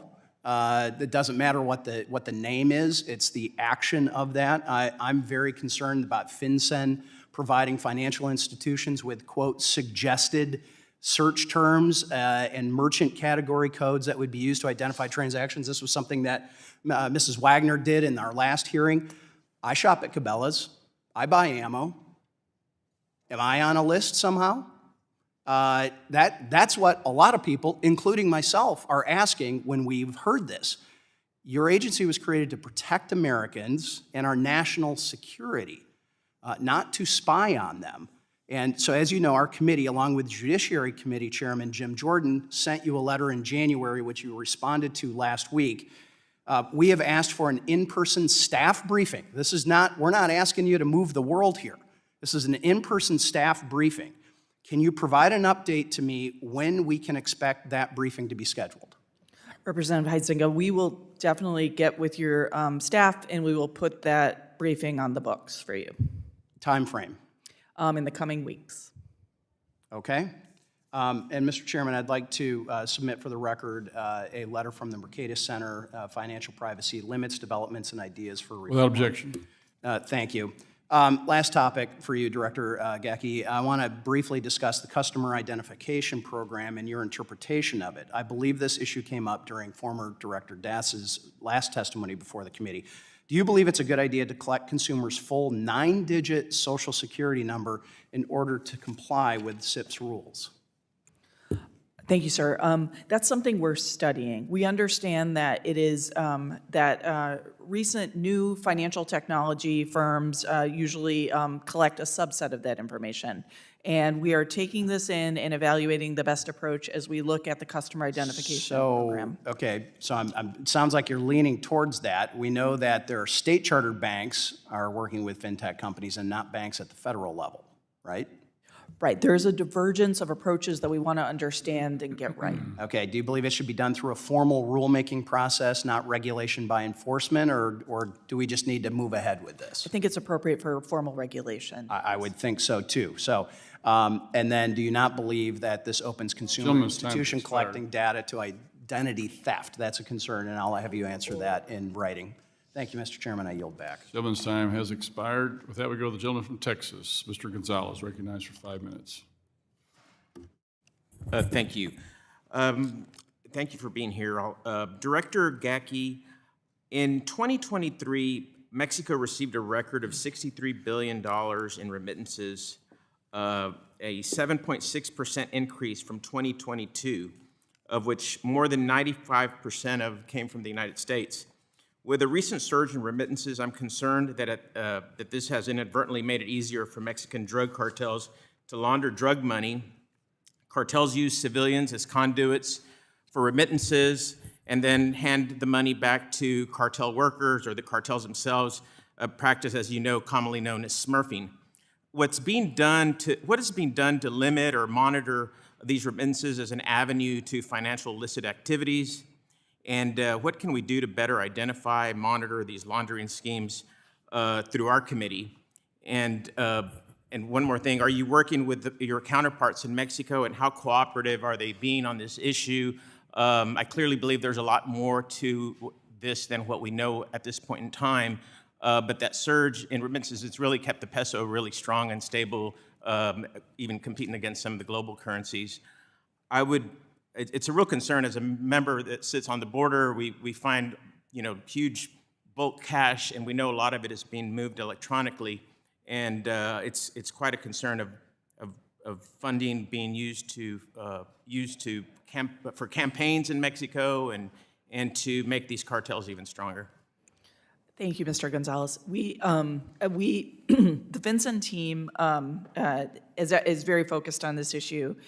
Immediately after, we had an exchange, a public-private partnership in Los Angeles on fentanyl last week, and that team joined other colleagues from Treasury in Mexico City for a public-private partnership with the Mexican government. We have good relationships with the Mexican Financial Intelligence Unit, the WIF, but we are working on making sure that Mexican banks and U.S. banks are working together to ensure that we have robust and with guardrails up, ability to share typologies and ensure that both sides are looking at the flow of funds between our countries and ensuring it's not abused for narcotics trafficking. It's a high priority for us, and I know Undersecretary Nelson has taken a trip to the border and is focused on this issue previously. I need to get there, and so I will look forward to working with you and your staff in order to highlight this critical area of work for us. Certainly. I actually will be traveling to Mexico this next week and meeting with officials. Is there anything that you think I should be urging officials in Mexico? I think I would just ask that you express support for the work with the Treasury Department as a whole. We think that working with our Mexican counterparts is so important on these issues. Okay, and thank you, and I'll follow up with you and your staff. Undersecretary Nelson, I have a question. I was pleased to see the recent announcement of sanctions, obviously on entities who violated the Russian price cap set in place by the group of seven. And the European Union and Australia, this cap bolstered American energy production and created a stronger economy that's resilient to geopolitical shocks and economic fluctuations. While the price cap has caused a squeeze on Russia, it still has its shortcomings, as we know. And for example, the enforcement of this price cap isn't absolute, and countries like India are using refining loopholes to buy Russian crude oil, refine it, and then sell it even back to the United States and the European Union markets at a higher cost, thereby circumventing the price cap and keeping money in Russia's pocket. So I ask, what is being done to prevent these loopholes and third-party sales, and how are we targeting shadow fleets to bolster our enforcement capabilities? No, thank you for that question. And we're doing a number of things. One, obviously, is focus on enforcement, so identifying those entities and vessels that are involved in schemes to violate the price cap, either by using G7 services and then sending energy payments back to Russia in excess of the cap. But we are also requiring more attestation per voyage, so we have more visibility into the underlying documentation and support by those that move this energy. And we are also working, of course, with coverage service providers and engaging on education campaign to ensure that we're achieving the level of compliance. Thank you, and I hope we keep urging our partners around the world to do the same, right? Because it's a global effort. Thank you so much for being here. Gentleman's time's expired. With that, we go to the gentlelady from Missouri. Ms. Wagner is recognized for 5 minutes. Aye, thank you, Mr. Chairman. Director Gecki, last week, Treasury Secretary Yellen was woefully unable to reply to my questions about the Biden administration's surveilling private citizens' bank transactions. My question to you today is, under what legal authority do you have to justify a search and request for individual bank customer records? Thank you, Congresswoman Wagner. I would point to the Bank Secrecy Act as a primary authority for the ability to collect suspicious activities about financial transactions. I do not equate that with surveillance of all financial activity at all, and I do not think that. Are you talking about 314A, or what are you talking about here? I was actually talking about the statute as a whole that allows us to collect.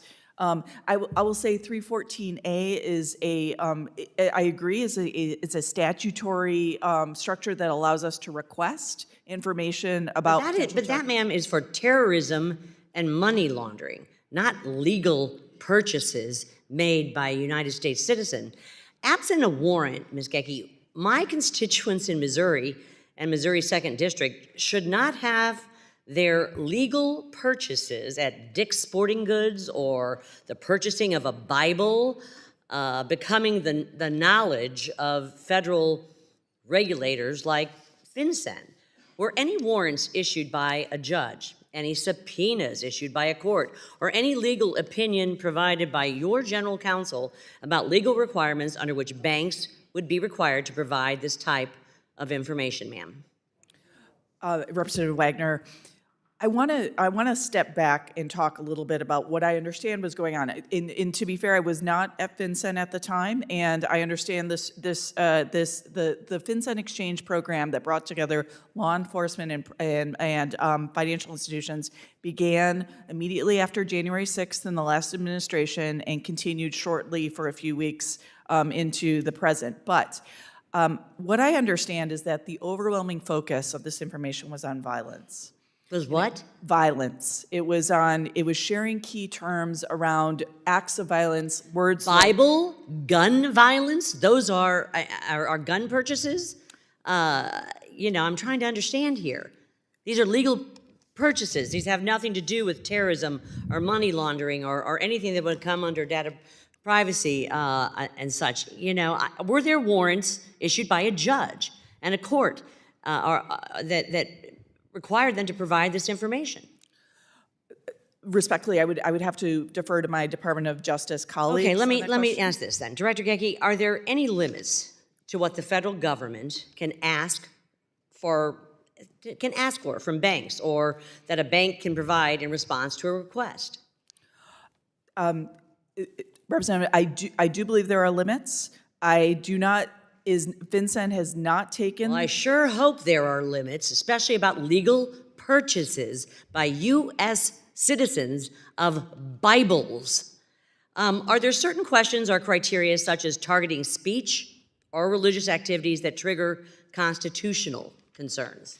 FinCEN does not give advice that it is okay to file suspicious activity solely on constitutionally protected activity. How reasonable must the government's belief in the relevance of the data be before requesting this information? For example, could the government ask a bank for the records on all customers who use a bank product in a city on the day of a crime? Respectfully, ma'am, FinCEN was not in the role of asking for any of this information. This was a Who was? These were public-private partnerships where financial institutions and law enforcement were sharing typologies and best practices to look for violent actors. That's what the inquiry was, violent actors. I need a full debrief on this, and I want FinCEN and Treasury to come forward before this committee, before our members, before the people of the United States of America, and explain how it is that the federal government and Treasury and arms of Treasury are asking for information from banks about legal purchases that may be politically triggered, that may be triggered by the fact that they're purchasing a firearm, or religiously triggered by the purchase of a Bible. I am not happy with any of the answers that I've received, both from the Treasury Secretary, quite frankly from you, Ms. Gecki. My time has expired, but I want a full briefing, and the United States public deserves one too. I yield back. Thank you. The gentleman from Illinois, Mr. Kasten, is now recognized for 5 minutes. Thank you both so much for being here. I want to talk about crypto and illicit finance, and I just want to thank you for your exchange on the last question. Not related, but the idea that most acts of terrorism in the United States are not committed by domestic white nationalists would be news to anybody who has read a book on American history. So thank you for prosecuting anybody who commits terrorism. Director Gacke, I want to come through just a couple quick questions for you just to sort of level set here. My understanding is that about 2 to 5% of global GDP has been estimated to be tied to illicit finance. I realize that's a hard number, but is that roughly, you're nodding your head, roughly consistent? Nothing to question that. Okay, all right. There's a highly, Chainalysis has done this work that they've estimated that perhaps 0.3% of crypto transactions, and that's down from 0.4%. I realize you don't work there, but my understanding is that's entirely tied to on-chain transactions. So that's a floor, not a ceiling. Is that correct? That would be my understanding, Okay. yes, sir. So the National Bureau of Economic Research recently said that in-exchange sales of Bitcoin, so not on the chain, but trading in the exchange, is 10 times the volume of the on-chain transactions. So is it theoretically possible that in fact the Chainalysis view is only, by leaving out the in-exchange transactions, is undercounting the total volume by a factor of 10? Yes, sir, I think we would agree with that. Okay. So then moving away from exchanges, which we should be tracking and monitoring if we care about illicit finance, onto mixers, the Treasury's 2024 National Risk Assessment memo highlighted that criminals are using mixers to obfuscate the source, destination, or amount involved in a transaction. Undersecretary Nelson, could you just briefly explain why the bad guys like mixers?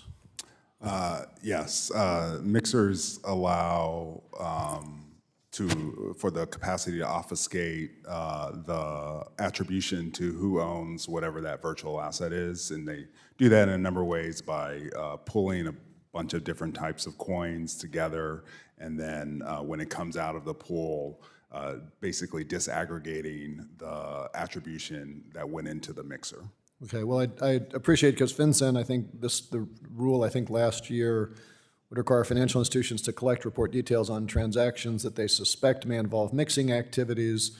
Director Gacke, anything you want to add about why FinCEN thought it was useful to include mixers in some of that reporting requirement?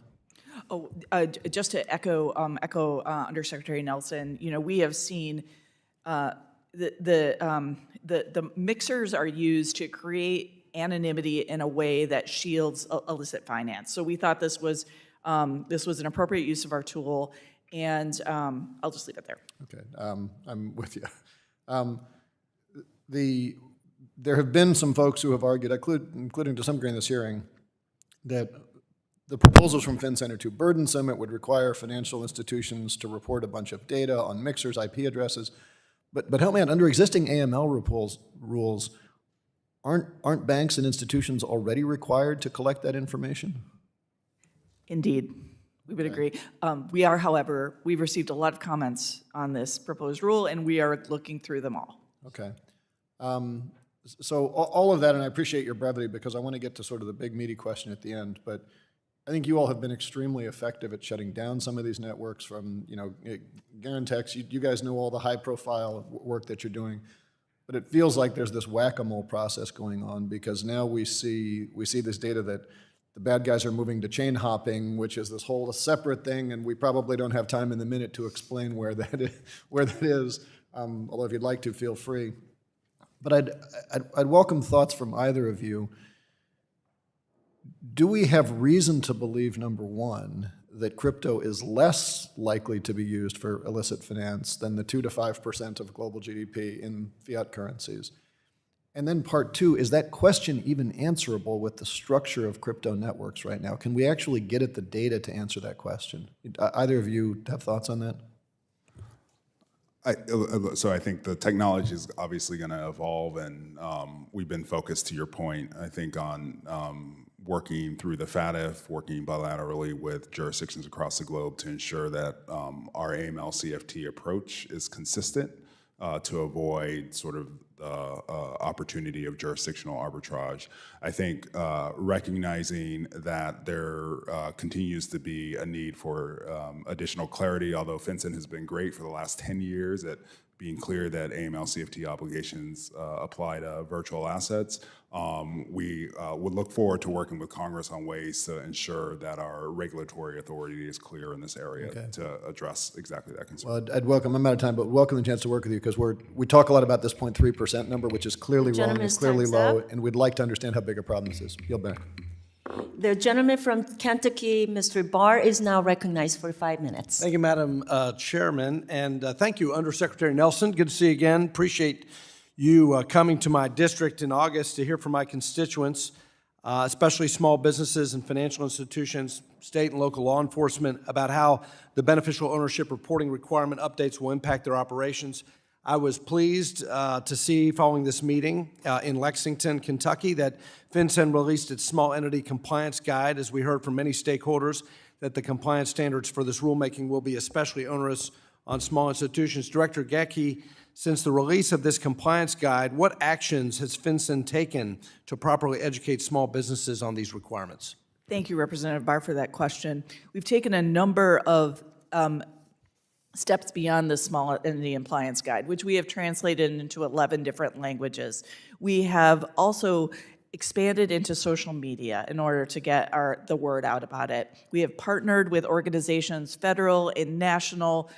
We partnered with professional organizations. We are working to, for new companies being created, meet them at the point of creation. So we've worked with the IRS to ensure that they have information. We've opened up new areas, new for FinCEN, areas to reach out to FinCEN and ask questions, including first ever use of a chatbot. Well, just reclaiming my time, and you all are taking steps, and I appreciate that, and the fact that the Undersecretary came to my district shows a responsiveness to all of these concerns. But I do share Chairman McHenry's concerns that this is a lot for these small businesses. Undersecretary Nelson, will Treasury allow small businesses who cannot report their beneficial ownership information electronically to FinCEN, and for very good reasons? For example, my Amish constituents, who do not have access to technology, to file paper registrations with Treasury. And I know we really appreciated that feedback, and I know that Andrea and her colleagues at FinCEN are working through a solution to meet that need, and we totally appreciate that we're going to have to develop something to address that concern. Thank you for that as well. And again, I appreciate you coming to my district to talk about this. Let me switch gears to Russia and our sanctions strategy, and I appreciate your testimony, Undersecretary Nelson. But look, here's the thing: the administration and the Senate has now passed this huge supplemental over to the House. $60 billion in security assistance to Russia. There's a lot of Republicans on this side of the aisle who want to support the assistance package, but here's the problem. The problem that many of us have is not that we don't want to support the Ukrainian resistance and provide the assistance. The problem is that it is perplexing to all of us why this administration's strategy with respect to defending Ukraine and their sovereignty is working at completely cross purposes with the administration's obsession with climate. The administration banned liquid natural gas exports just a couple of weeks ago. And then Treasury, inexplicably, is pursuing an oil price cap strategy that, despite your testimony, sir, is not working. It's not working because it's unenforceable, and it's not working because Russian crude is trading above the cap. And the Center for Strategic International Studies has produced a study on this. A think tank called the Center for Research on Energy and Clean Air shared a report at the end of 2023 that said, with widespread circumvention, gaping loopholes, and the ongoing fuel business, means that Moscow is still earning billions from its flagship exports that it can use to prolong the war. The fact that Treasury has issued 8 general licenses on the sanctions on Russian banks that allow Russia to process these energy-related transactions. Here's the bottom line, is that the administration's climate strategy is compromising our national security because we can't export energy to our NATO partners and allies. We are giving huge sanctions relief to Russia's war machine, allowing Russia to export its energy instead of sanctioning Russian energy. The price cap is not working. So my point is this: why is the Biden administration greenlighting billions of dollars that fund Moscow's war in Ukraine, even as you ask Congress to provide supplemental budget funding for Ukraine? So I would respectfully disagree in terms of the working of the price cap. I think we are actually seeing at the beginning of the implementation of the price cap, Russia's revenues from oil sales was significantly reduced by 30%. To your point, they, of course, sought to circumvent our price cap. So in response, we have started to do a number of enforcement actions working with our price cap coalition. And we think that is my the time way has to expired, preserve and I know about what you're doing. The problem is oil and gas revenues to Russia have more than doubled, and Russia oil and gas revenues exceed $17 billion a month. We're not cutting off the funding for Russia. When you ask us for money to support the gentleman's Ukrainian time's up. assistance, we need to shut down the financing to Moscow. And I yield. Thank you for the passionate exchange. Thank you. I now recognize a gentlewoman from Massachusetts, Ms. Presley, for 5 minutes. Thank you for joining us, Undersecretary Nelson and Director Gacke. In recent years, environmental crimes have been on the rise.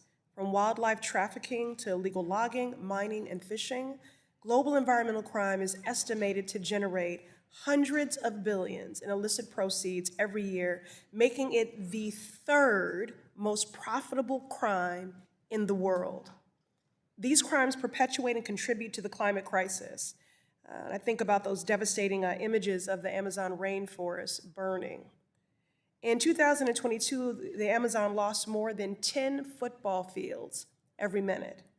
That was not a naturally occurring phenomenon. Illegal mining and illegal forestry contributed to the problem. The Nonpartisan Fact Coalition released a report last October titled "Dirty Money and the Destruction of the Amazon." It highlights how profits from environmental crimes in the Amazon rainforest makes its way into the U.S. financial system. I'd like to submit this report for the record.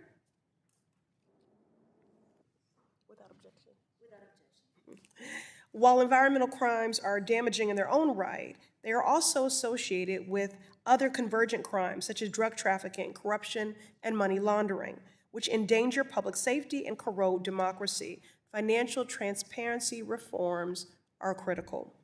Director Gacke, can you speak to what FinCEN is doing to tackle environmental crimes and their links to the U.S. financial system? Thank you, Congresswoman Presley. We agree that this is an incredibly important concern for us. And I can highlight a couple of things that we are working on. We are bringing together public-private partnerships and exchanges between law enforcement and financial institutions to highlight the risk of environmental crime. A few weeks ago, we did a FinCEN exchange specifically focused on illegal wildlife trafficking. And then a few weeks ago, I had the opportunity to meet with financial intelligence units from around the world as part of the Egmont Group, of which FinCEN is a leading member, and had the opportunity to meet with the heads of the financial intelligence units of South Africa and of Brazil. In Brazil, we specifically focused on how we can partner to ensure that our systems are highlighting reporting involving, as you note, illegal mining, illegal forestry, et cetera. And in South Africa, building on Secretary Yellen's trip there, in the last, I think it was last year, we are trying to strengthen the partnership with the Financial Intelligence Unit of South Africa, both to highlight reporting that we can get from destination points, transit points, and origin points when it comes to illegal wildlife trafficking. In short, this is a high priority for us, and we are trying our best to contribute. Thank you, Director. The Republican majority is trying to defund our nation's financial intelligence unit by cutting the budget of FinCEN. Director Gacke, if the Republican majority succeeds in making these cuts to your funding, what are the possible consequences for FinCEN's ability to fight financial crimes and to finalize rules that will close money laundering loopholes? Thank you, Congresswoman. I want to express my appreciation for all of the funding support we have had at FinCEN over the years, but I do want to point out that in the last two budget cycles, FinCEN has been funded under the president's budget by $20 and $30 million respectively. We will, of course, meet our congressional obligations and in terms of implementation. But what I worry about is actually our ability to dedicate resources to important things like the FinCEN exchange. You know, we have record requests to do more and more exchanges focused around fentanyl, around illegal wildlife trafficking, around environmental crimes. These things, I think, will suffer for lack of funding. Thank you. And with environmental crimes devastating indigenous communities and contributing to climate change, I urge you, Undersecretary Nelson, to encourage Treasury to lead the development of a whole-of-government strategy to curb illicit finance associated with environmental crimes in the coming months. In your opinion, Undersecretary, is this something that Congress and Treasury can partner on? I think it is. We did a report maybe a year and a half ago looking at illicit finance risk and how it sort of fuels these nature crimes. And I had the opportunity in this job to go to Brazil and South Africa and Kenya most recently to talk about exactly these issues. And particularly in Kenya, you hear things that were a little surprising, at least to me, about how they have a big population of sandalwood trees that are being deforested and may go extinct as a result of exactly this issue. So it is, as Director Gacke noted, a very high priority of the Treasury Department. Thank you. Thank you. The gentleman from Texas, Mr. Williams, is now recognized for 5 minutes. Thank you, Madam Chair, and I'm a small business owner, Main Street America, in the great state of Texas. And the crisis at our southern border has spiraled out of control, and the Biden administration has done nothing to secure the border and keep American citizens safe, or much less small businesses safe. These open border policies continue to provide bad actors with opportunities to engage in more illegal activities and exploit our system's weaknesses, and the increase in migrants coming across the border will certainly have consequences that trickle down to all aspects of American lives, from physical safety to financial well-being. Our cities are not equipped to deal with the influx of migrants who put a significant strain on our public resources. Yet last week, when Secretary Yellen testified before this committee, she could not give me or many a straight answer on if illegal immigration posed a threat to the security of our financial system. So, Mr. Nelson, You have previously worked on efforts to combat transnational crime organizations, human trafficking, and money laundering, which means you understand firsthand the dangers these types of crimes have on communities, large and small, and the larger financial system. So, Mr. Nelson, do you believe that the crisis at the southern border and illegal immigration pose a threat to our nation's financial security, number one? And could you please elaborate on the risk posed by the influx of illegal immigrants? Thank you for the question, and I think, as you know, we, in my office in particular, has been very focused on how we can support all of the administration's efforts to manage migration up to the United States. And one of the things that we have particularly been focused on in the context of the work that we do is exactly this question of the role of transnational criminal organizations and the role of the sort of the dirty money that facilitates all of the unlawful human smuggling and human trafficking that we see that are underlying this migration. So the work that my colleague, Director Gacke, is doing to provide transparency in our financial system through beneficial ownership, our new proposed real estate rule, and through investment advisors will help to close off that opportunity for these bad actors that are facilitating. So illegal immigration does pose a threat to the financial security of our country? I think certainly those who facilitate it. Yep, okay. Part of this beneficial ownership effort includes FinCEN, collecting and storing massive amounts of personal information in the BOI database, which tens of thousands of external users, mostly law enforcement, will have access to. Given Treasury's imperfect track record of protecting sensitive personal information, it is imperative that FinCEN puts protections in place to protect the data of small businesses who are subject to report this private information because of this new burdensome rule. So, Director Gacke, what is the approval process, and real quick, what's the approval process for gaining access to the database? Thank you, Representative Williams. I agree with the premise of your question and just want to note quickly that we will only give access to those constituencies approved in the statute.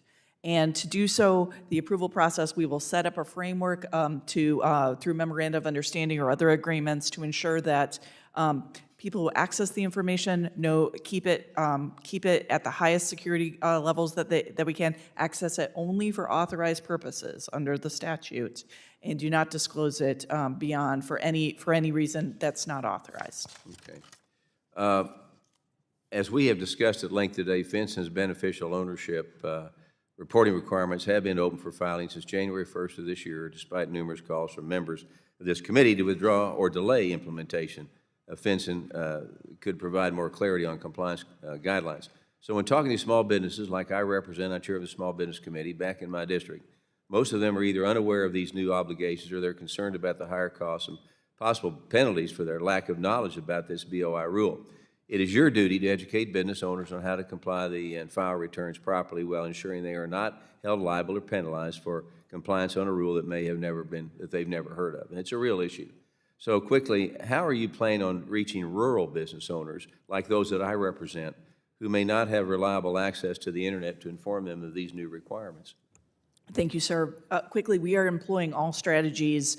I ticked through a number of them already, and I don't want to repeat for time, but just to note that we are open and trying to be as creative as possible, including bringing on, a small public relations contract to ensure that we can get to constituencies that aren't natural for us. And so we're working this way. We'll take all ideas. I want to stress that when it comes to enforcement, the statute, the statute is clear. We can only take enforcement action for willful violations, and we're not out to take gotcha enforcement actions. We want to educate about the requirement, promote. My time is up.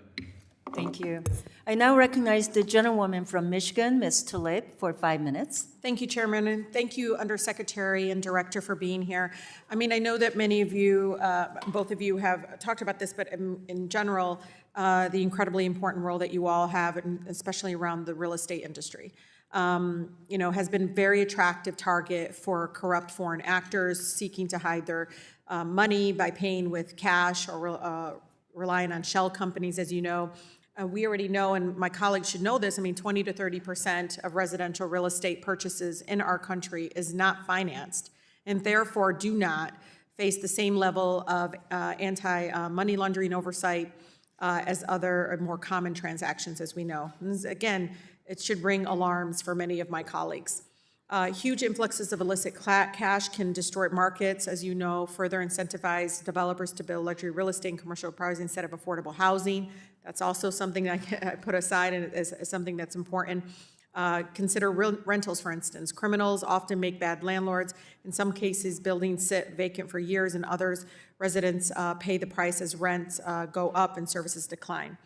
In FinCEN's proposed residential real estate rulemaking, thank you, by the way, you touched on some of the dynamics. The notice stated, quote, while money laundering may appear to be concentrated in high-end real estate properties in luxury markets, it's a spillover effect that if left unchecked, could in some instances disproportionately affect low-income and otherwise high-risk communities.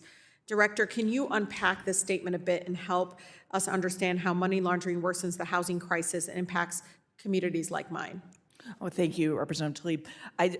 I just want to, stress that the flow of illicit money into the residential real estate sector, I think, as the statement notes, raises the costs of the real estate sector altogether.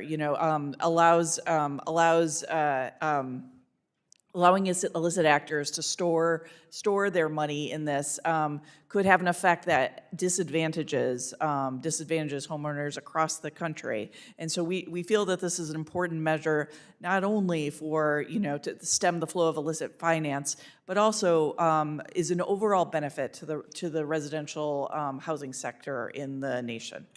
Yeah, so rulemaking is not enough. Implementation matters, right? And it's going to take resources. I mean, FinCEN needs to roll out the new reporting form, as you know, conduct stakeholder outreach, engage in compliance monitoring, among other activities. This requires, again, resources. I know many colleagues on this committee, the House Republicans have proposed $166 million in FinCEN for 2024. Director, would this level be sufficient enough in implementing the rule successfully? And thank you, Representative. I want to stress that we are grateful for the support we've received, but this funding amount does fall short of the president's budget, and I think we need full funding to be able to adequately implement, including not just issuing a proposed rule, but bringing it to final, putting in place all the necessary forms and all the outreach necessary to make sure it's effective across this and other regimes that we have to implement. So I commend, this move and which will bring a much needed transparency to our housing market. I also encourage you to advance similar requirements in the commercial real estate sector, where the lack of transparency puts tenants at risk and serves as a major, huge loophole for criminals to park money in U.S. real estate in our country. Director, can you commit today in finalizing the crucial rule by this September? Congressman Tlaib, this is something we are definitely looking at next in commercial real estate. I can't commit at this time, but we'll be happy to work with you and your staff to make sure you're updated on our efforts. All right. Thank you, and I yield.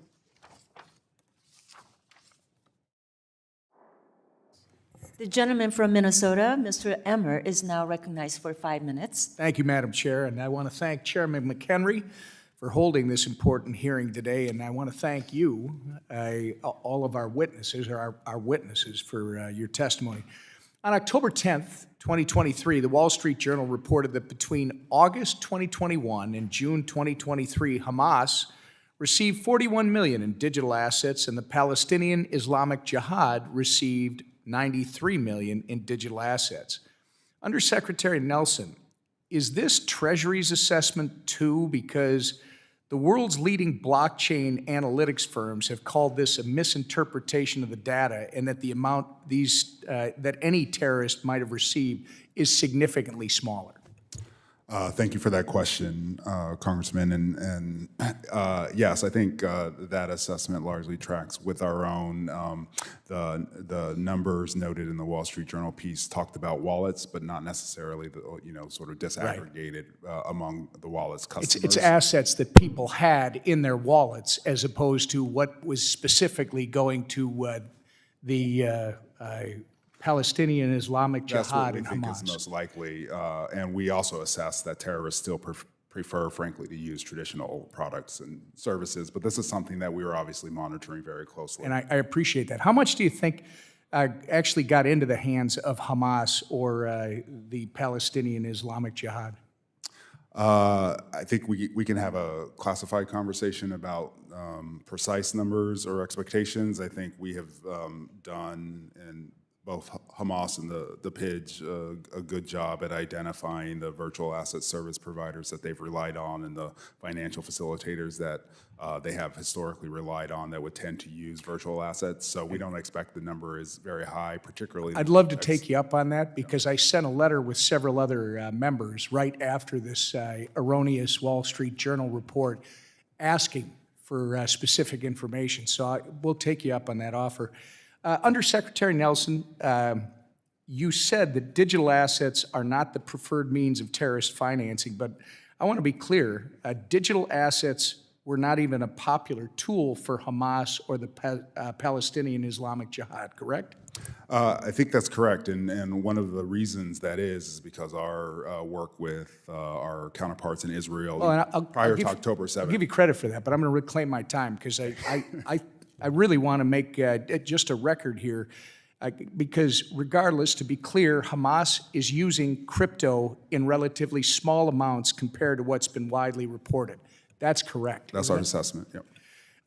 Does Treasury have a responsibility to correct the record here?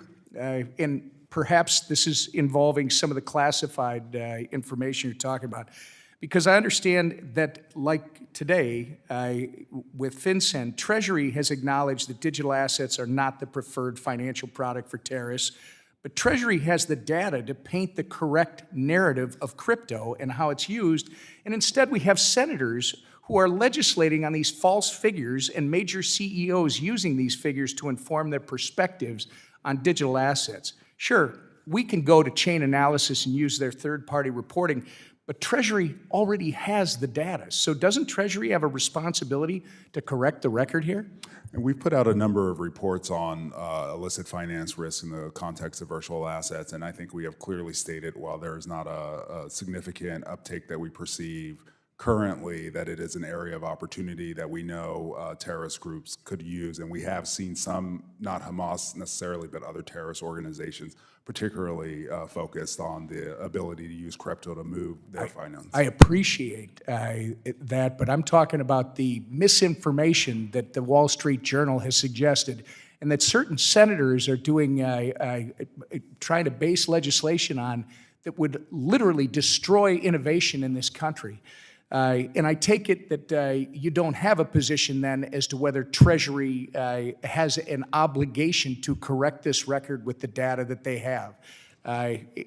It seems to me that they would. I want to thank you and your colleague for being here again today. And in my opinion, the Treasury must do a better job with all the data it has to paint an accurate narrative of digital assets and not perpetuate a false one. And with that, Madam Chair, I yield back. The gentleman yields. The gentleman from New York, Mr. Torres, is now recognized for 5 minutes. Thank you. On December 16th, 2023, the New York Times wrote an expose about the, quote, money machine that generates terrorism financing for Hamas. Here's a relevant excerpt from the expose. Quote, the ledgers from the computer of a senior Hamas official listed assets worth hundreds of millions of dollars. Hamas controlled mining, chicken farming, and road building companies in Sudan, 2 skyscrapers in the United Arab Emirates, a property developer in Algeria, and a real estate firm listed on the Turkish stock exchange. It continues, quote, the Israeli agents who obtained the records shared them inside their own government, and in Washington, nothing happened. So did the Financial Intelligence Unit of the United States know that Hamas had a multinational network of companies from which it could generate terrorism financing? Thank you for the question. And just to step back one step, we're obviously very aware of that press reporting. And indeed, in March of or May of 2022, we designated the entity on the Turkish stock market because of this concern. And in that context, we talked about this significant investment portfolio and our long historic efforts to try to dismantle exactly that. You designated it when?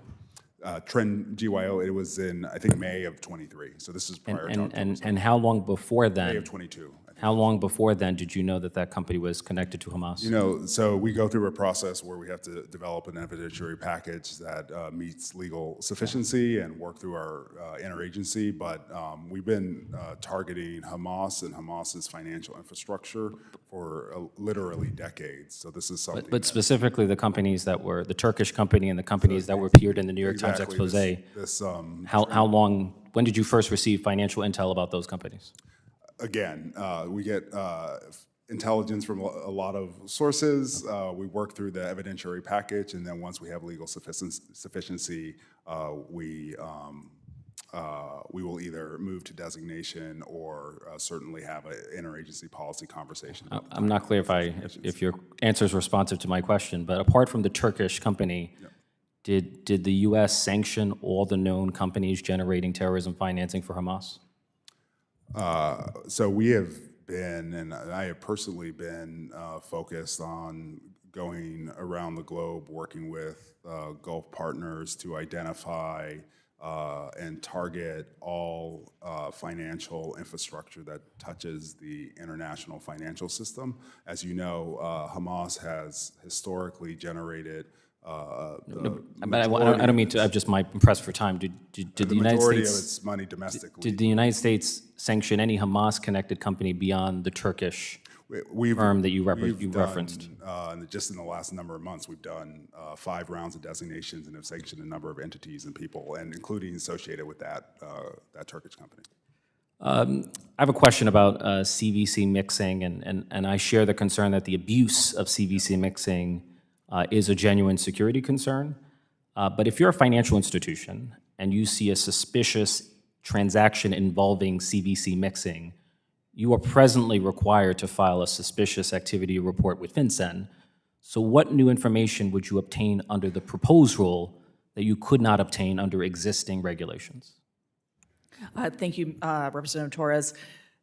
You know, the CVC mixing notice of proposed rulemaking just closed, so I don't want to, and expect that this is a comment that we will review. We will certainly look to minimize burden and make sure that this is a new requirement, but our experience in reviewing suspicious activity reports didn't reveal that we were getting all the reporting that we thought we would expect through mixing. So regarding mixing, so this is something we will look closely at and take your point on this.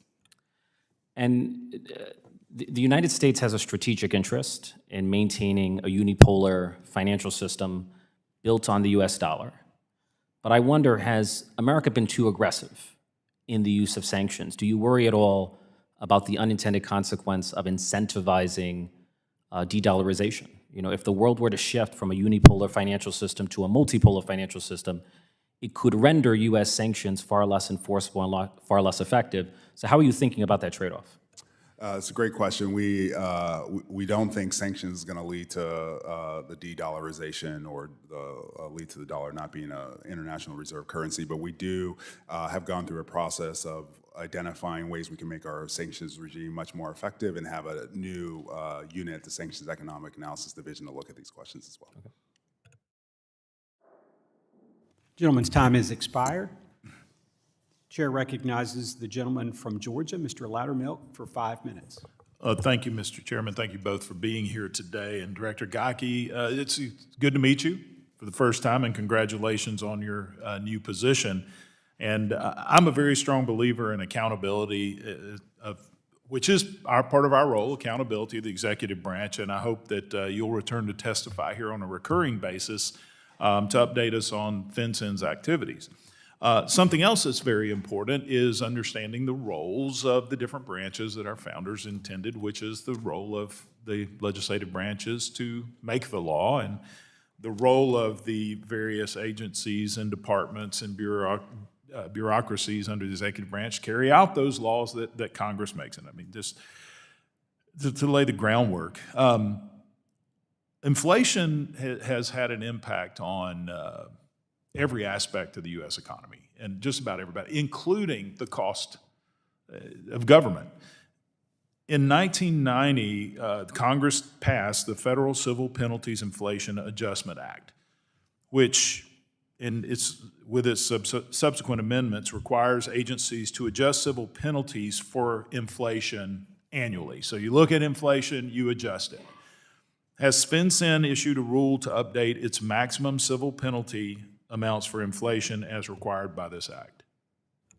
Thank you, Representative Loudermilk. Yes, we have. A few weeks ago, we implemented the statute to adjust our penalties to keep up with inflation. Well, thank you. It's refreshing because it is frustrating to us a lot of times when we pass laws and they pretty much go ignored by some agencies. There's another one I want to ask you about, and this is 30 years later, Congress passed the Anti-Money Laundering Act of 2020.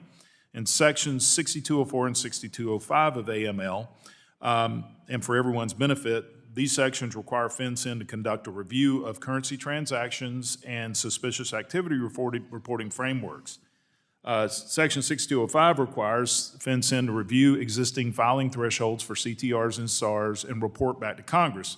These reports are very useful to us as we look at updating and modernizing CTRs and SARs. However, both reports were due to Congress no later than 1 year after the enactment of this law on January 1st, 2021. But FinCEN has not met the statutory deadlines to submit these reports. So when are we going to see these? Thank you, Representative Loudermilk. I want to assure you that we're hard at work on these reports and give you a sense of what's been going on. These particular adjustments, unlike our adjustment of our penalties, require extensive coordination across the U.S. government. But we are working actively to examine the threshold limits and respond to Congress and implement these reports. We issued a request for information to the public in 2021, received 140 comments that will help us analyze these reporting obligations. We have been working across the U.S. government to determine the best approach, and a couple of things that we are focused on are looking at certain low-value. Summarize quickly. I got a couple more questions. Oh, I'm sorry. Before I run out of time. I'll stop there. Reclaiming my time then. It's important that we get these, and as you know, CTR filing thresholds have not been adjusted since it was enacted in 1971, which was $10,000. Do you have any idea what it would be had we adjusted for inflation today?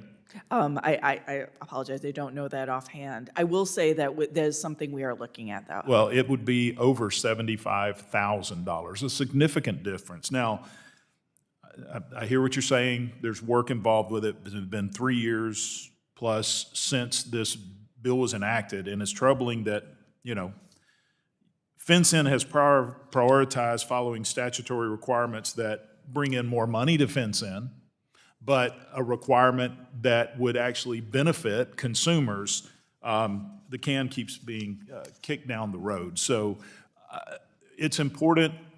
We need to move very quickly on adjusting CTRs and SARs, and we need that information. Just as troubling is FinCEN's apparent lack of awareness when it comes to the real cost of compliance. In 2020, you estimated that it took banks less than 2 hours and $75 per SAR filing. According to your 2024 estimate, this cost has not changed. Director Gaki, does FinCEN expect us to really believe the cost of compliance hasn't increased in 4 years? Obviously, you've said that your costs have increased in 4 years. Everything else has improved. Are you saying that the cost to financial institutions have not increased? Sir, I'm not saying that. I'd be happy to get back to you on that question. With that, Mr. Chairman, I yield back. Gentleman yields. The chair recognizes the gentlewoman from Texas, Ms. Garcia, for 5 minutes. Thank you, Mr. Chairman, and thank you to both of the witnesses for coming to visit with us this morning. I am from Texas, and I represent a beautiful, diverse community that has many close personal and business ties to Mexico and other parts of Central and Latin America. Texas, as a state, sends the second highest amount of U.S. remittances to Mexico within the United States, making up 15.9% of those sent in 2021. I think Mr. Gonzalez earlier outlined those numbers. These funds represent the fruits of the hard work and dedication of my constituents, who often are either unbanked or underbanked, despite being assets to our local economy and their families' businesses abroad. You may have seen the news last week of the Congressional Budget Office estimated that the immigration surge will help us bring $7 trillion more in the economy in the next 10 years, and $1 trillion in revenues, which is high, meaning again that immigrants are an asset. As you know, these remittances are largely sent through money service businesses, which transmit funds abroad through relationships with larger multinational financial institutions. That is why I read with great interest the Treasury Department's April 2023 de-risking strategy, which reports, and quote, small MSBs continue to have significant issues accessing banking services, especially small MSBs that service certain immigrant communities, end quote.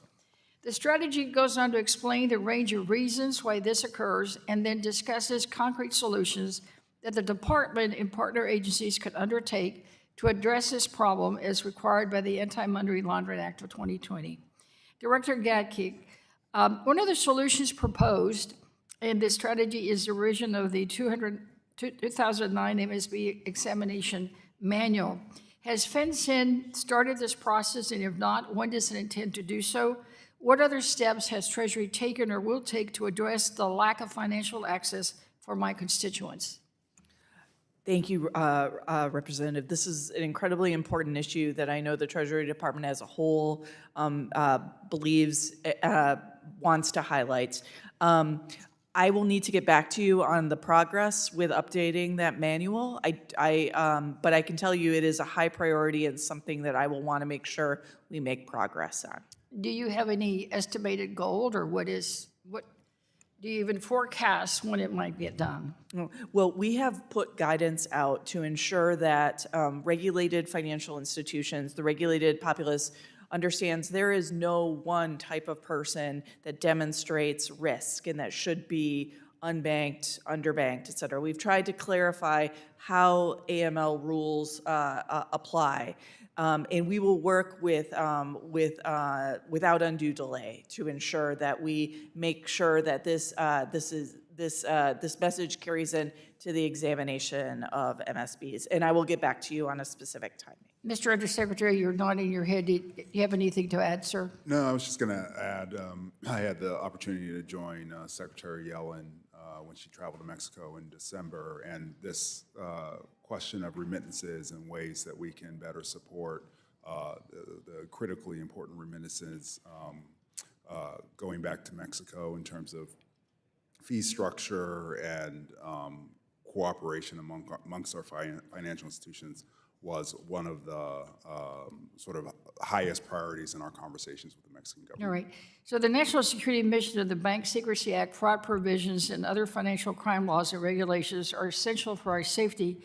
But the goal of this de-risking strategy mandated by our committee's bipartisan law was to find a better balance. So this is for both of you, and it's going to have to be in less than 45 seconds. How can we make sure that small businesses, especially those owned by law-abiding immigrants or other marginalized communities, aren't being negatively affected by our necessarily strict financial crimes regimes? I would say one of the recommendations and strategy is just more transparency around account closings, which I had the opportunity to go to Seattle and talk to some diaspora communities there, and that was one of the big asks of those small businesses that were having trouble maintaining accounts at financial institutions. And just to add briefly to Undersecretary Nelson, I think another tool we can use are public-private partnerships to highlight this issue and create greater understanding of this as an issue. All right, thank you, and I see my time is up. Thank you, Mr. Chairman, I yield back. The gentlewoman yields. The chair now recognizes himself for 5 minutes. Thank you to our witnesses for being with us today. The Cookeville Farmers Market, my hometown, is a place for commerce that many in my community love to visit. It's an important marketplace for many small farmers and other small businesses in the community where they are able to reach customers. However, I'm extremely concerned how the beneficial ownership rule would impact the micro businesses at farmers markets like the one in my hometown. The penalties for willful noncompliance would be extremely high for these micro businesses, going up to even $10,000. So, Director Gacke, does FinCEN plan to penalize micro businesses such as the family craft businesses and small farmers that one would find at their local farmers market? Thank you, Congressman Rose. I want to stress that we are trying to meet businesses where they are to help educate who falls within the definition of a reporting company. One message we've recently put out is, for example, sole proprietorships that aren't created by filing of a document with a Secretary of State or equivalent office do not need to report. But for those businesses that do need to report, we are looking to meet them and make sure the obligation is easily understood. This filing system we have set up is simple, easy to use, and secure. And when it comes to enforcement, we are not taking gotcha enforcement actions. We want to promote education and compliance, especially to communities that have never heard of FinCEN. And this will be for most filers, this will be a one and done requirement without the need to update annually. But it's something that we are going to be redoubling our efforts to get to constituencies like micro businesses, farmers, and the like. Thank you. I appreciate that. And I would just take this opportunity to reinforce that it's my view that regulators at the federal, state, local level, the number one priority is to help the regulated comply, not to punish them when they inadvertently slip up. So at least I count when you're having to take enforcement actions, that doesn't just mean that the regulated individual has failed. It means that the agency has failed to help to bring about compliance. Shift gears a bit. In 2022, when Acting Director Doss testified before us, I explained my position that the Bank Secrecy Act regulatory cost is far too expensive in my view. Like today, my colleagues and I urged Acting Director Doss to pursue reforms that would allow banks to better understand the quantifiable impact of the BSA and suspicious activity reports, or SARs. Director Gacke, I understand that as part of the fiscal year 2022 year-end review, FinCEN released information regarding the overall use of SARs. Are there any plans to provide, if you will, individualized feedback to banks with reviews that explain how useful the SARs that they are providing have been? Thank you, Congressman. One key objective of ours is to implement that part of the Anti-Money Laundering Act that calls on us to establish feedback loops so that financial institutions see the value of their reporting and understand it. And we get law enforcement to give us, law enforcement and other national security professionals, information to show the value of this reporting that we can feed back to the financial institutions so that they can see the value of this reporting and so that we can support putting this obligation on them. That is something we're continuing to do, is build those feedback loops. We have for many years established it through law enforcement awards that we put together where we highlight certain suspicious activity reports by financial institutions that have led to successful prosecutions. But there are a full range of enforcement and other actions like sanctions that can be taken based on critical tip and lead reporting that comes from suspicious activity. And one of the key objectives that we are pursuing is to ensure that we're feeding this information back to financial institutions. I just want to underscore how important I believe that is, having served on the board of a small community financial institution before coming to Congress. And I would describe the process that board members at community banks go through, and for that matter, larger financial institutions. I often describe it as throwing darts with a blindfold on in the dark and never being told whether or not you hit anything. And so the problem that manifests is that, frankly, in the years that I served on a board, I learned nothing. I grew not one iota in terms of my ability to know what would actually be useful. And so no doubt this system is flooded with information. I see that my time's expired. And so I yield back and now recognize the gentleman from North Carolina, Mr. Nickel, who is recognized for 5 minutes. Thanks so much to our chairs, and thanks so much to our witnesses for being here today. Once again, we're holding this hearing in the name of national security while simultaneously jeopardizing our national security by failing to provide needed aid to our allies in Ukraine, Israel, and Taiwan. I believe that a majority of my colleagues in the House, certainly, and on the Republican conference, support standing with Ukraine, Israel, and Taiwan, yet we continue to fail to act. We should take up the Senate supplemental appropriations bill as soon as possible. Ukraine is literally running out of bullets, and if we abandon them, Putin will win. But Israel witnessed the brutal, barbaric, and calculated attack against the Jewish people and the state of Israel on October 7th. We must free the Israeli citizens wrongfully held hostage, but we also must dismantle Hamas and their financial system.